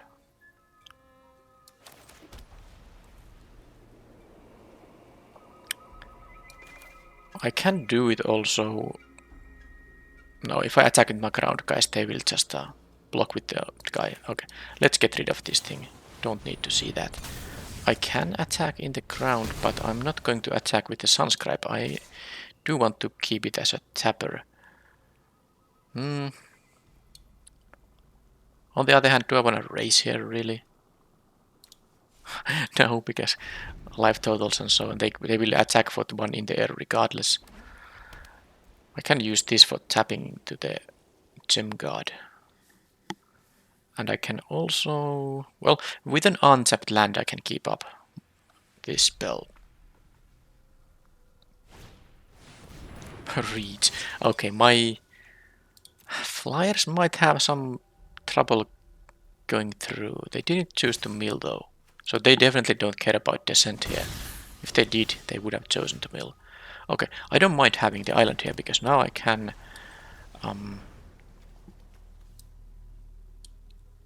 do this. I'm gonna use the, just in case they have like a non-basic land hate. Now I will have these 3 lands no matter what. Okay, let's start this. That is not necessary anymore. I'm gonna leave the rest. Yeah, I'm not taking this damage if I tap the rest of the stuff. I don't want that to happen, so look, the boulder being useful after dealing with some nasty turtle here. Now, I don't like the fact they still have 4 cards in their hand, so that could be some hugely relevant things. Oof, do I need to counter that? I mean, it can be problematic at some point, but well, I'm gonna counter it because I want to crack my cataracts and that. I don't want to keep mana up all the time. It would be awkward with the things I can crack here.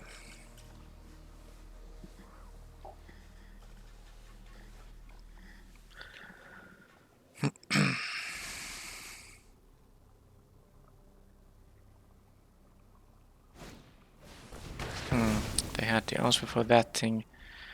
Unfortunate. I go down to 10 here now. Well, Cloud Guard is good.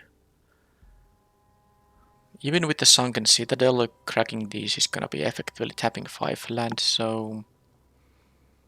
Now I'm gonna offer the trade on the Companion, there's no reason to. Probably to not do that.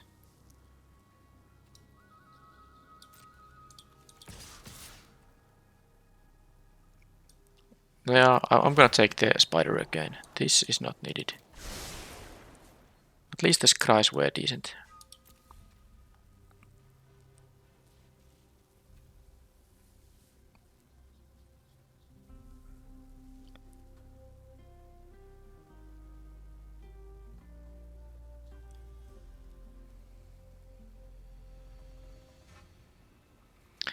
So they are thinking about it. They don't know what I'm gonna play post-combat. I would assume they take the trade here. If they don't, I mean, I will get a 1-1, which will be participating in the... I mean, I can just use the 1-1 to block the Companion, so that's not a big deal. I need to take the Spider unless I'm willing to double block, which I don't think I am. Now they have an Akal Pakal, which I don't like at all. I need my second Boulder. This is my MVP in this event very soon. So what I can do is I can block with the Cloud Guard and the Siren. They can't kill it with both. I think because the Cloud Guard is useless, when they have the Spider around, I should do this.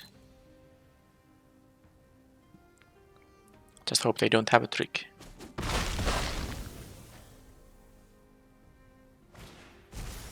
Ah, they get the thing back.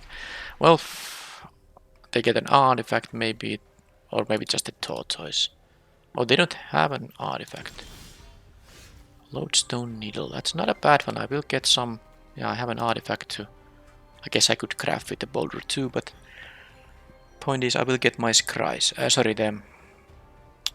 I will get my Explores. Which of these am I gonna... lock down? I mean, I guess out of these options it's gonna be the Siren. I get to attack here, so now what I will do is craft with the artifact in my graveyard. There's no way for me to get stuff back from the graveyard. Let's leave the Boulder on the battlefield. And I still get to explore here. It's 1 mana. Target creature I control explores. Let's give this Vigilant Flyer. That's good enough to get here now. So as long as they don't have artifacts entering their battlefield, this is not doing anything. And the 6/6, I think I can block. Copy of a land. Yeah, that's nothing. There's no lands in the graveyards, are there? Not yet. I mean, I'm gonna have. I think they were supposed to wait this until I crack one of my, hidden cataracts. They have the blue mana for it. Oh, I kind of forgot one little thing. This is a 5/5 with a tortoise around. So again, I can just either jump block it or trade one of my guys on it.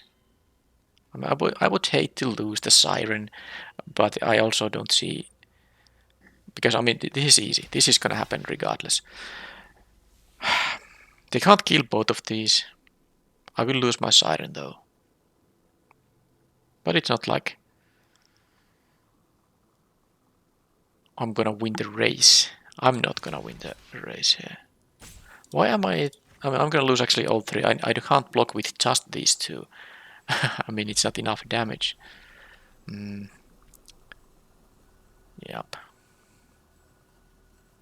Don't like it that much now, all of a sudden. I'll take 5. I'll take 5. Let's see what this gives me.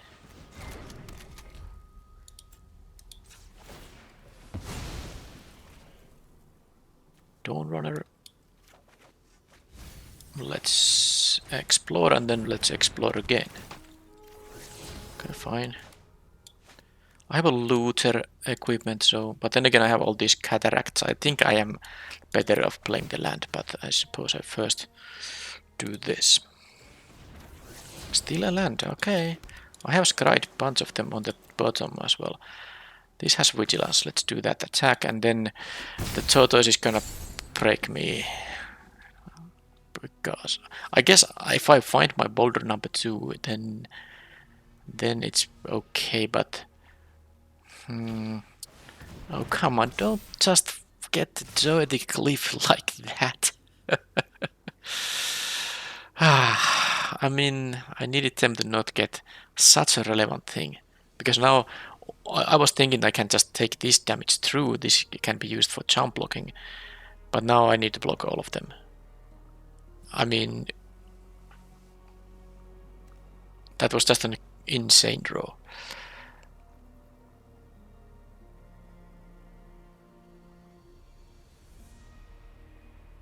Yeah, I can't even kill any of them. I can kill this, but it's the one thing I don't want to kill. Yeah, well, can I enhance this somehow that it's gonna kill? There's no way for me to give this thing like +5/+5. Ah, this tortoise. Yeah, well, I mean, the only thing I can do is like do like this and see what I draw, and then I will of course lose on the next turn. What a harsh. Match. No, sorry, game. Match is still gonna continue. Alright. So how do I deal with this stuff they have? Also, what's the blue for? They have like a blue 2-drop. What's the white for? It's blue. Yeah, it's blue-green, yep. But I don't know what the white is. Not the kind of matchup where I can actually consider playing the Millennium Calendar. Oh, yeah, the hurl into history. It's just maybe on the play I'm gonna play it. Let's give it a chance again, and the least important card I guess is the Staunch Crewmate. Let's play one hurl here. I want to once get something good with it. But it's a lot of mana to have 5 mana open just like that. I guess I will have a chance to. I mean, this might prove its worth, because I have the mana to go towards 5 lands here at some point. Okay, so they kept 7. Puzzle door. Spirant. Hat. They have the lantern. Out of these options I'd rather explore. Yeah, I'll try to keep that on the top.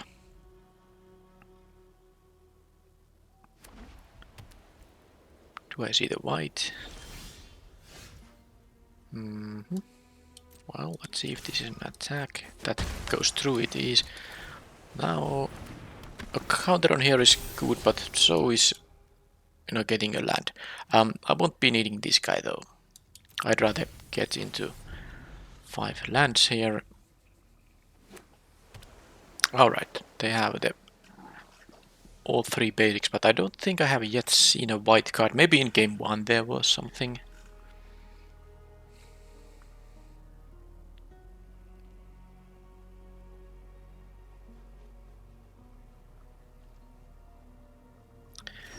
Okay, instant speed things.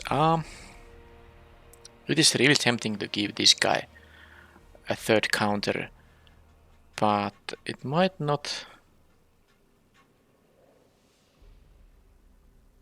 I mean, if they don't have interaction, I'm dealing 6 here. That is good enough. So what I'm doing, I'm actually playing the Pirate Hat post-combat and decide on the Aspirant a little later on. I think they will have something to deal with the Dawn Runner, for instance. And this is only 1 mana, and I can do this on their turn, which means that I can play the Pirate Hat post-combat and then crack these on their turn, play the tapped land also. Maybe they have the tapping artifact, because they are now. Okay, they did not. Something, they are having something. Clockwork Wrestler isn't. I mean, it's not gonna by itself win any combats here.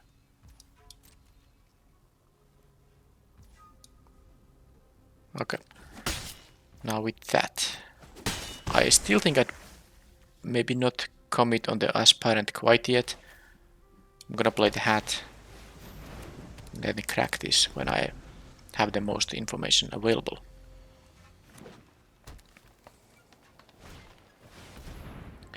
Well, there is the tortoise, and it's a 4 mana 6/6. My 5 mana counter spell won't be getting it killed, but the good thing is that I can actually make the Dawn Runner into a 3/3 double striker with the pirate thing or with the aspirant, and they have to either trade with it or something. But let's see what is this. Oh, Lodestone Needle. I guess that's a lot better.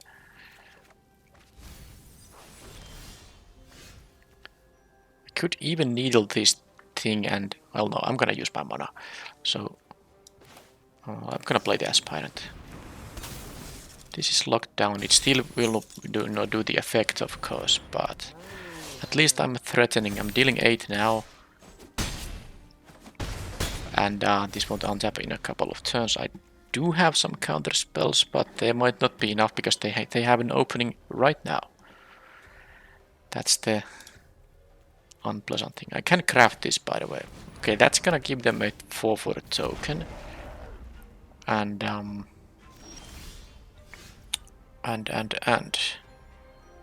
I'll just, well, with if I craft this, the Explorer might give me a land, and then this is bad. I need to actually make a guaranteed 4 for a double striker here. So this is, and I should do this because I actually can do countering with the out of air. Equip 2 here. They sadly do have the, you know, this 1/2 because this is a lethal attack, so they have to jump block it. But sadly they do have the jump blocker. Boulder is nice, but I guess the Ancestral Reminiscence is the least needed out of these. Boulder can be an interaction thing. I don't need card draw here.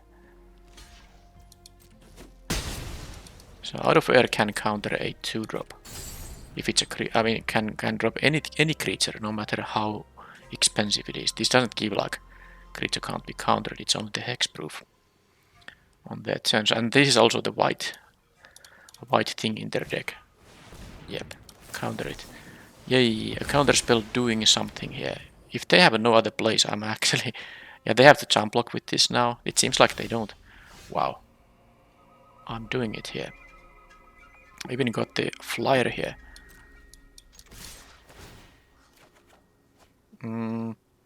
Let's forget about the hurl into history. It's just not gonna be good. But this game is now very good for me. Now they can untap with the tortoise, but they go down to 5. And I have this thing, and they still, you know, probably have to trade the tortoise with the Dawn Runner now. They need to definitely deal with the Fliers, and they won't have time to do the stuff with this mural. This also requires double white, by the way, when you craft it. Zodiac Cliff in there. Okay.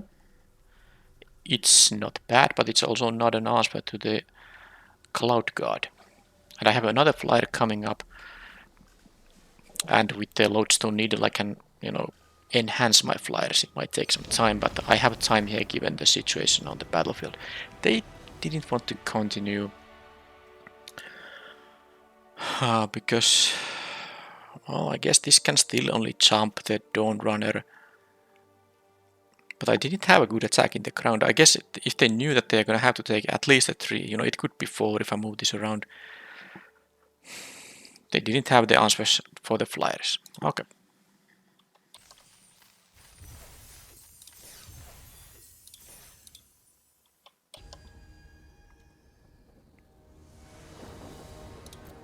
On the play, I have had some decent starting hands.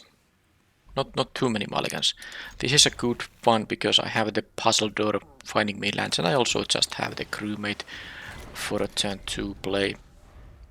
Ideally, I of course just draw a land here, but Oh, they have a 1-drop, the 1/2 hasty thing. I mean haste if you have an artifact, or no. That can be cycled, but let's see what's this. Okay, I got the 2-drop. Nice. No, I wouldn't mind even a tapped land. Just play this and play the land, but there's a lot of options. Depending on what I draw. I do want to try to make my land drop, so I could even crack this if I draw a non-land. Try to find a land and then maybe play the siren on the same turn. Sunshot Militia, well that makes my crewmate very laughable for now. Well, I did draw the land, that is nice. I'm just thinking that the Dawn Runner is not so good against this thing if I don't hit the...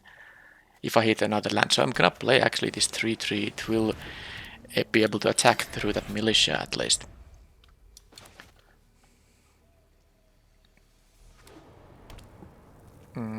So it's a black-red deck.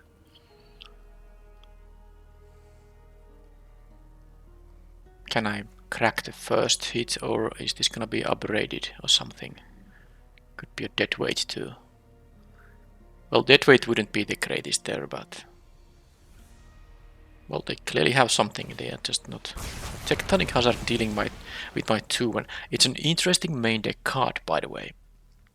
Because it's not very good against many decks. I'm happy they actually did that, because... I mean, this was useless against the 1/3, and it already got me a card, so that was a 2-for-1. And I got the land here, which is also sweet. This is actually kind of funny, my random 3/3s, which are not that random, but they are somewhat random. They are doing a very good job of, you know, giving me a meaningful board presence. The siren will be flying. This will find me something at some point. Also, I have to pay attention to this thing in the second game when I have the Dawn Runner. I don't think it's a reason to cut this. This can... part of the time it's gonna be a 2/2 anyway. Okay, Child of the Volcano. Actually, not a good blocker here. They haven't descended, so it's not gonna be a 4/4 this turn. They can descend with the Promising Vein, of course. But I have one attack where I can deal 6, or they... you know, jump block or you know, actually trade, which would be great. And the Boulder can deal with it, regardless. This turn I'm gonna just play my 2 and 3 mana creatures. I'm not gonna even play the land. I'm not gonna, you know, even threaten activating one of these things, because 5 mana for a 1/1 isn't gonna be good. Alright, they choose that it's better to trade, and I'm very happy with that. Play this and play this. I still, even if this is not a 2/2, and which, you know, let's say it might be, it's not, but there are ways to enhance this creature's power. So far as they have the militia, it's of course not doing much, and I'm not going to use the Boulder on the militia. Well, maybe if they get the red mythic rare that I had in one of my opponents had in my previous event. Maybe then I kill the militia. Because if you kill the mythic rare, it just turns into a land, and they might have a way to get it. They should actually kill the siren. Yep, they knew what's the target here. So this becomes a +2/+0 artifact. I mean equipment. Okay, I just said that I'm not gonna kill this, but I could in fact deal 5 damage to them if I kill the militia. Oh man. Because it's possible they don't have anything else left than the Promising Vein activation. This craft cost is 4, wasn't it? No, 3. And they don't even have an artifact, not even on the battlefield. Okay, well, I'm not gonna kill that militia, because I'd rather play the tapped land, and it's a really good one. Yeah, let's see what I'm having here. I actually think it might affect what I do. I still have the option to have an untapped land on this turn. Well, yeah, the Guardian of the Great Door seems pretty great here. And I need to tap 4 other things. Well, I can attack with this and then still do the attack taps, because I can play the untapped land. I need to do it though, but I will do that. The Anchorage will wait. Just do this now.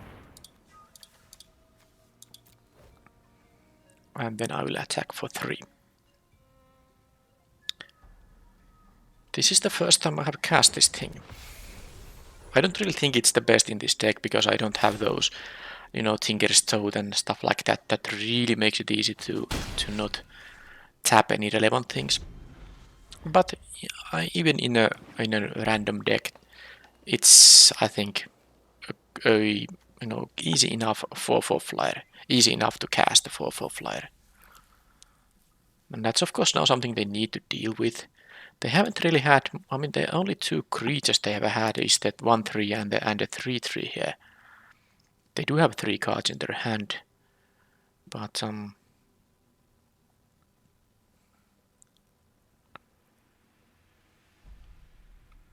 mean, if they deal with this, they still need to deal with the envoy. Even the activated ability might, you know, become okay. But oh, that has to be blocked, right? Okay, out of nowhere, a green producing land came, and so it.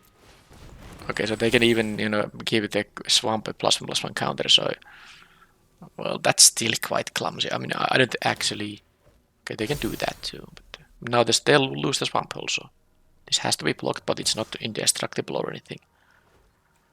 So, land becomes 4/4 Dino, reach haste. So it works also on defense with the reach especially. Anyway, must be blocked. I have to block it. This is the only way to do it, but they lose the land because they didn't give it a counter.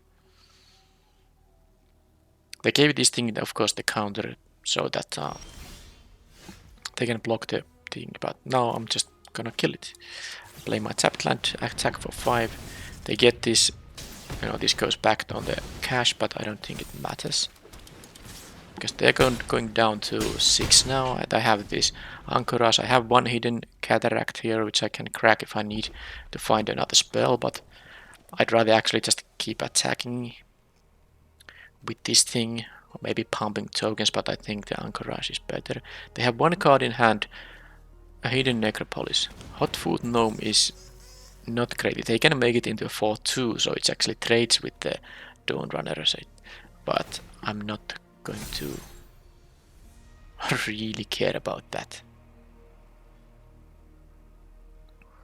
They still take 3 damage here. Or maybe they actually trade with the Okinek, but I'm starting to get some map tokens with this Double Striker. Getting potentially more +1/+1 counters is not the greatest. I don't know why did they do that. It seems like maybe not even such a bright idea to craft with the cache in there. But they did.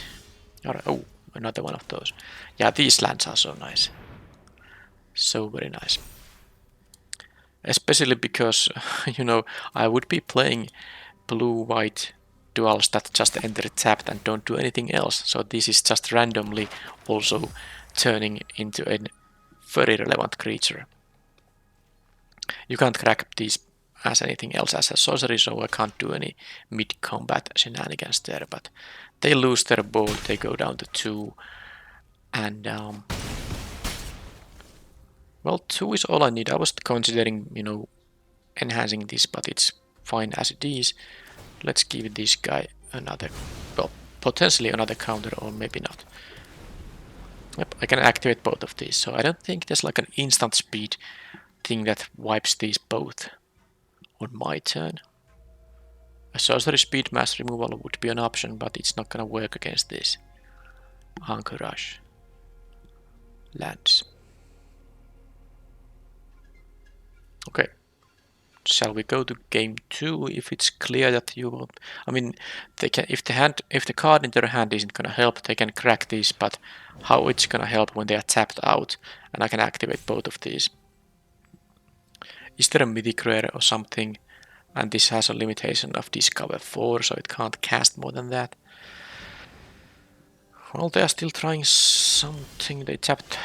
Okay, well, I mean, I do the stuff I was supposed to do anyway. Though I don't have to show them any additional information. Couple of maps here, and that's it.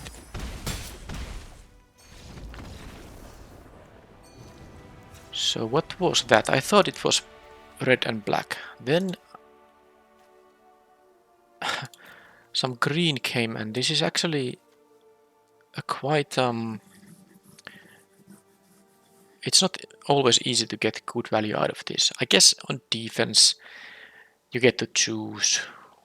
You see the attacks, but even then the opponent will have mana untapped, and it's kind of risky, and you do lose the land if you lose the creature, so it's not great, especially in the early or mid phase of the game. Against a tapped out opponent that just played like a 3/3 as their only blocker, yes, you can deal with it, but that's not the only scenario when you might have that in your hand. So I saw the thing that deals 1 damage to my creatures, so let's see, toughness equals 1. Do I have more than 2? Because I know I have 2 creatures. Okay, I should maybe use an equal sign here. Oh, or maybe I should actually write correctly. Yeah, I forgot these things. These have also 1 toughness. Also, I don't want to cut those. Am I gonna use the Hurl into history? I never drew this in the games when it was in my deck. I don't think it's that great either, but it can be a 3/2 flyer. I guess I have some way of getting the descent form, mostly by creatures trading. And some explorer helps there too. Yeah, how much am I gonna play against the deal 1 damage to everything effect? This might be a game where I don't have another boulder in right away. Out of air. I'm gonna give a chance to these 5 drops. I'm gonna give them a chance. I'm gonna not do anything differently. I guess the 1/3 blocker they had makes my, the pirate that picked up a thing a little bit worse. Maybe I could have cut that, but okay, well, this is now Mulligan. No lands. And this is a good hand, which is... Oh... this is horrible. I mean, in a sense, I would really like to have this as a 7 card hand, but, these two combine to this, exploring machine. I'm not going to cut either of those. It's just too good synergy. Well, I mean, the synergy is that the other one is the artifact the other one needs. But I need a 2-drop. I would like to have the Guardian because it's actually going to be good with these artifacts. But am I going to lose a land in here? I think it is, because this will find me a land. Hopefully, if I don't otherwise get them. Also, can someone explain me why I put the plains away and not the island? Now I need specifically a plains. Well, let's see how punished I'm gonna be. They start with this thing. It can be a 2/2 on this very turn. Okay, it's not. I get the blocker for it. Okay, that's not what I need here right now. Yeah. Well, let's see if I just naturally draw a land here. So now there's no sign of black. Also, the opponent is playing more than 40 cards. Now it's 36 still in the deck, so that's like a 4 in hand. This seems like a 45 card deck. Yeah, it's a 45 card deck. Not like a ridiculously huge deck, but still more than what people usually run. Okay, I got a land, and it produces the white mana for the Guardian. I'm going to... I don't want to crack the puzzle door here now yet. Because I'm going to use these things to tap for this cost.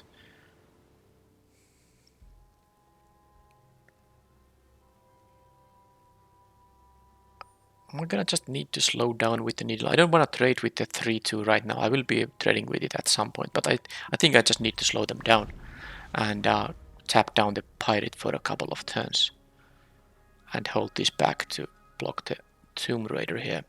Next turn I can play the Dawn Runner, and soon I'll get my 4/4, and then maybe I can assemble this thing. Okay, that's annoying. I'm happy they did that pre-combat because I think I might need to look down that thing, or do I? Actually, I think not, because if I tap down this guy, that means they will trade a attack, and I don't want to give them the descent. That's the point. All right, so do this. Okay, well, I'm definitely not gonna let them know about it, so it's gonna immediately go away. And now I think on the next turn, I can just, by the way, block with the Dawn Runner on the Child of the Volcano now. Next turn, even if I lose the Dawn Runner, I can play the Puzzle Door. Yeah, I can cast this on the next turn, even if I don't have the Dawn Runner. I need to have the Aspirant.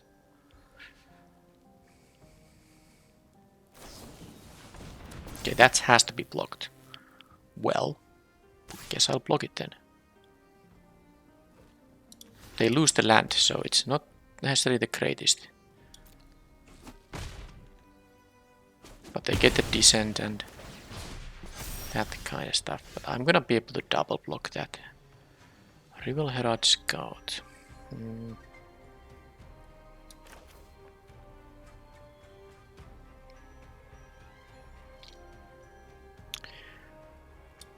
Well,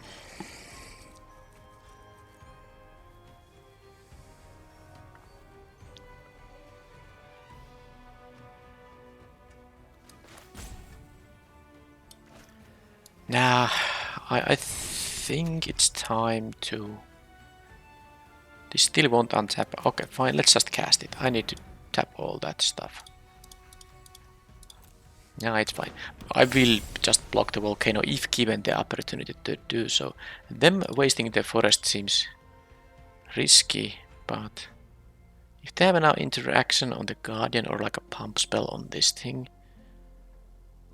Land Captivating Cave would allow them to give this guy even more counters. Okay, this is getting menace me so that I can't actually block it after all. But I go to 15, it's not a big deal, and they are not gonna descend now. It was only a treasure token which won't cause descending to happen. Pirate Hat.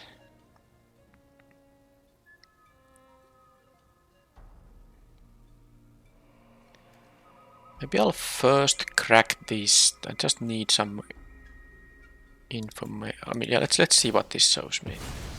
I'm a little bit on the defensive now. The 3/3 is board presence. I suppose the board presence is better now. No, this doesn't have vigilance or anything, so I'm just gonna leave it back. I can double block the Dino Automaton with the 2/3 and a 3/3.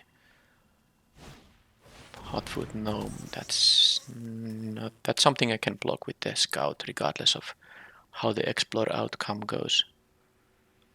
They could attack with everything, but that would be... No, well, that wouldn't be good. But why are they off? Well, that thing doesn't need haste. What the...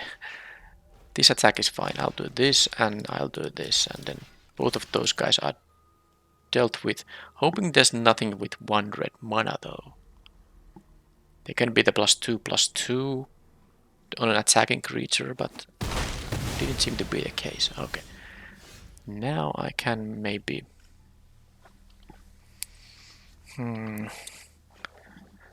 assemble my exploring machine, but maybe not quite yet. This costs 3 to craft with this thing and then 1 to explore. I would have only 1 mana left over. I think it's time to use the Confounding Riddle. Let's play this and leave mana up for the riddle. Run away Boulder. It kills a thing. It will be very expensive though. But I think it's fine. And now I have blockers for this stuff. I know I could craft now, but I would...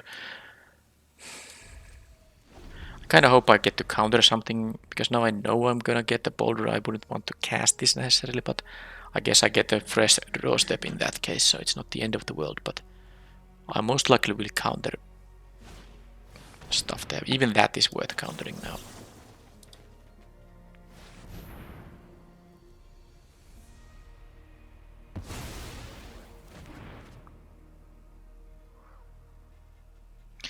Yeah, the problem with trading here with everything is that there's actually no target for this, especially when the boulder is now on top of my head, or top of my deck. I mean, I can activate an anchorage thing, but yeah, maybe it's not the... If they only attack with that, oh, if they don't attack with the gnome, that's so great for me. Wow.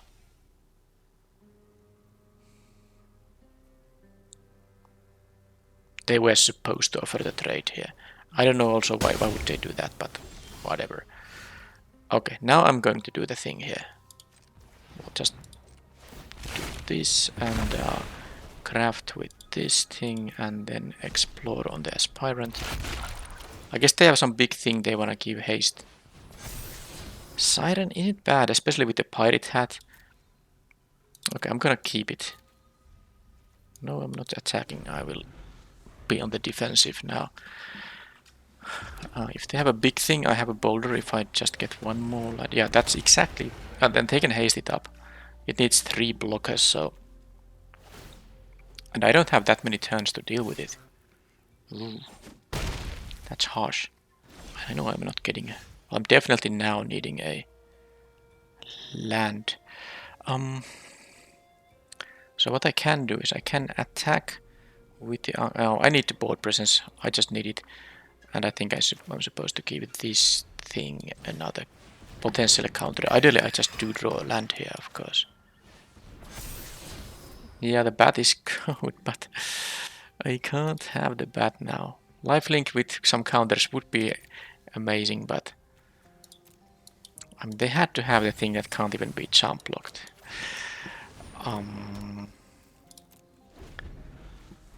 Yeah, I can't just lose to this guy now, because it's now only one more draw step, and I might get something like a... Okay, well, I don't think that matters. It doesn't matter. I don't know what the green is for in the deck. Like a Disturbed Slumber and Cash are not necessarily the kind of cards that you need to splash, but they wanted to do that. That can't be blocked by less than 3, so I'm gonna go down to 4 now, which is a little risky with the gnome anyway. Anyhow, there is the land which I needed. This has vigilance, so I can attack with it. I'm at least at 4, which means that neither of these guys are actually... either of those are...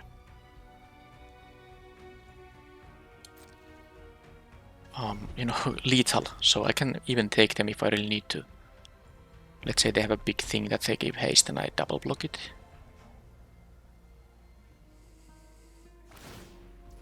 Okay, they can do that. I mean, I guess if they have something, then they have something. Well, they know the boulder is in my hand, so okay, that's... Oh, I actually made a mistake there, because they still 6, not 5. There's no, but I have a 3 for the block. The point is, this counter doesn't get moved if the target isn't there when it's resolving the ability. But still, if a creature with multiple counters dies, this only gets 1 +1/+1 counter. So I should have actually let this become a 7/6, and then this cash would have had only 1 counter in the end. Okay, that makes very little sense, but I mean, they are sacrificing their you know, haste granting things. I don't actually understand what's the reasoning behind some of the opponent's plays. Who is gonna get there? I think the 2/2. I mean, I would want to have that 2/2 on the ground if possible. So okay, and that's also a fine thing to have. Yeah, can I risk it now? I mean, if they have like a... No, I can attack for 3. They can make this into 3/3, so no. With the cash.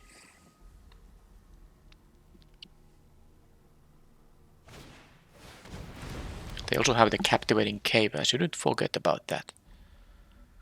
Okay, so they have some board presence. They killed my vigilant flyer though, but I'm gonna start attacking with the cloud guard. Shouldn't be a problem. I don't think I can attack with the anchorage. So yeah, this can be quite big trampler on the next turn. Anyway, let's with that in mind, I might actually have to. So let's say they can give it a counter and then they can give it 2 other counters. It can be a total of 7/7.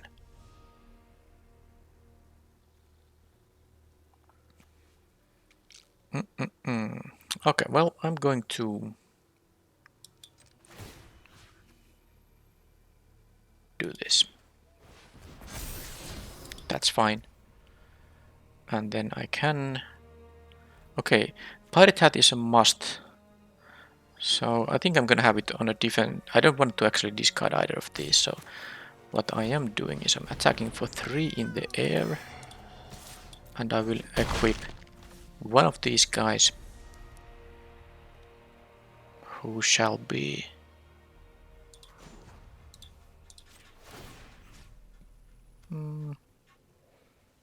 this guy.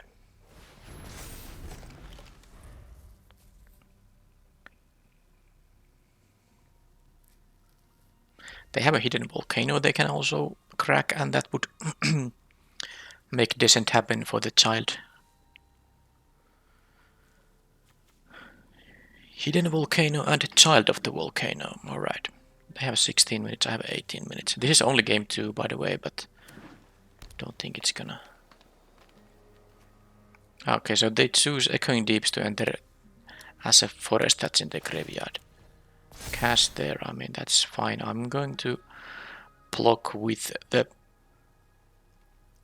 I mean, if they are gonna attack, I wouldn't mind the trade, of course. The question is the Ahau with the activated ability better than the thing that is already 4/5? And the answer is the 4/5 is better. If they would have attacked 3/3 and 3/3 would have double blocked. Because I'm not gonna use this 5 mana, I have these lands that I'm gonna use. Let's do the scout thing first. Oh, let's do a quick count. 1, 2, 3, 4 artifacts, 5. That's also the pirate. Yeah, actually this counts as both. I was making a mistake counting them as separate things. 5. I guess I have like a few outs there. But it's a 2/1 blocker. I guess I'll keep it. This guarantees me a +1/+1 counter also in here. Unless I want to just attack with the land instead. Which I might want to do. Okay, let's do that instead. This costs 1 mana, so I can't do anything else. Yeah, I mean, of course, this board is really favoring me, and I'm also clocking them quite quickly. They must consider my counter attack, of course, now whenever they are planning for any kind of an attack. I have enough toughness to deal with the trampler here, even if they use the captivating cave. So this should be game over very soon, unless they find some kind of a bomb. That's actually good. It's but they can't tap their board. Okay, it's not that good because they can make me go to 2, but then they would lose with the counter attack. They made a mistake. They tapped this thing. They meant to use the malicious ability. Oh man, opponent. But let's say if they use it properly, like tap the militia and this, I go down to 3. Then I attack with everything. They have 2 blockers on the 4 and 3 power. I would have a lethal attack, so they couldn't have done the activation. Because they would have to attack the cash and probably the militia to make it be alive. And then they block the 4/5 and the 3/3. I have 3, 3, 2. That's 8. That cannot be blocked, and one of the lands. So I had the victory there. Had they done that. So that was not a mistake that cost them the game. I still have to. Well, now I know I don't have a lethal attack.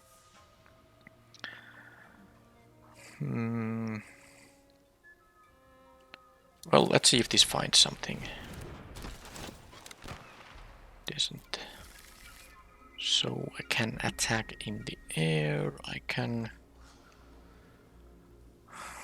Well, I must make it so that the next turn is my victory. So this is the most damage I can deal. I forget about the Explorer for now. Because now they can block. Yeah, they won't be taking 5 extra here. They block. This can't attack, so they block 3 and 3. Yeah, they can block 3 guys, so yeah, I can't deal lethal here. I guess there's a chance they get somehow a lot of things that allows them to, you know, use the militia, like, but they would need 8 permanents. They would need plus 4 permanents with this one card, or some combination of permanents and. Well, they did that pre-combat for some reason because I mean I think that could have allowed. I don't even know what are they. They're tapping this for. Yeah, well, now I have full information and I know they can deal 1 to me in the end, but of course I'll just do like this and 7 kills like I think I'm gonna even kill them. They kill this 1 toughness guy and yeah, I think I'm still killing the child of the volcano here and of course not getting any trample damage here. It has first strike now, but it's not enough to. It will take 5 here still. I have enough toughness in here. And it doesn't matter whether my guys survive or not. It matters that I don't take 3 damage here because they can still deal 1 to me. They are taking some using time. They actually chose to only kill the 1 thing. They could have done a slightly better assignment, but of course it won't matter. I will just the only thing they can do is now activate this guy once.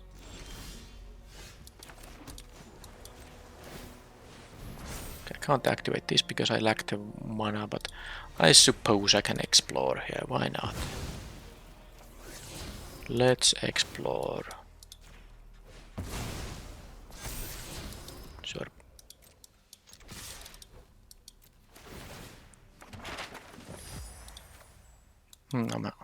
Imagine if my deck was library was 0 cards and I attacked with the looting, forced to loot and lost because of that. But I did actually check on a prior turn that how many cards are left in my deck. So this is now of course a win and they are doing some blocks, but it will not be enough. Okay, the runaway boulder. I don't know if it was relevant in this game. Maybe it was, but it did some work in the games in matches 2 and 3. I mean 1 and 2. Okay, my trophy runs continue, but this is actually a third in a row of recorded drafts, so that I didn't have any unrecorded there. So the last 3 ones, counting this also, there have been a streak of 3 trophies now. All of them are uploaded. So this is the blue-white archetype. It's not exactly as much of the blue-white flyers as it could be in this set, because I have some somewhat low amount of flyers in the end, but I still did a lot of work with my flyers, and of course the double anchorage matters a lot. I would maybe point out that because blue-white might not have that much interaction, generally the runaway boulder, especially against the green decks that can have some big monsters, and you want to deal with them. Usually you want to actually maybe just bounce them or do something like unlucky drops to them, but my sideboard plus deck had the runaway boulders available and I had to use them, and I had, you know, I was able to use them somehow, you know, in a satisfying way, that even though it cost 6, it was not too big of a cost, and most of the time when I got to deal with something huge. This wasn't the best deck for the crewmate, but it found me something at least once, also whiffed. But it's a 2-drop, so it's a mana curve play mostly in this deck, I would say. Alright, it doesn't seem like the greatest deck. There's no bomb rare, or was there a rare that I was? I kind of forgot. I don't think there was. So just a regular deck that worked well enough in the event. That's it, and claim the prize. More play-in points, which is good because I just noticed that the December qualifier weekend will be sealed deck, if I recall correctly, so I can use this. I will hopefully get at least 2 more, so 1 more trophy, so I can have 3 free entries on that play-in event. Alright, thank you for watching, and I will see you in the next video. Bye bye.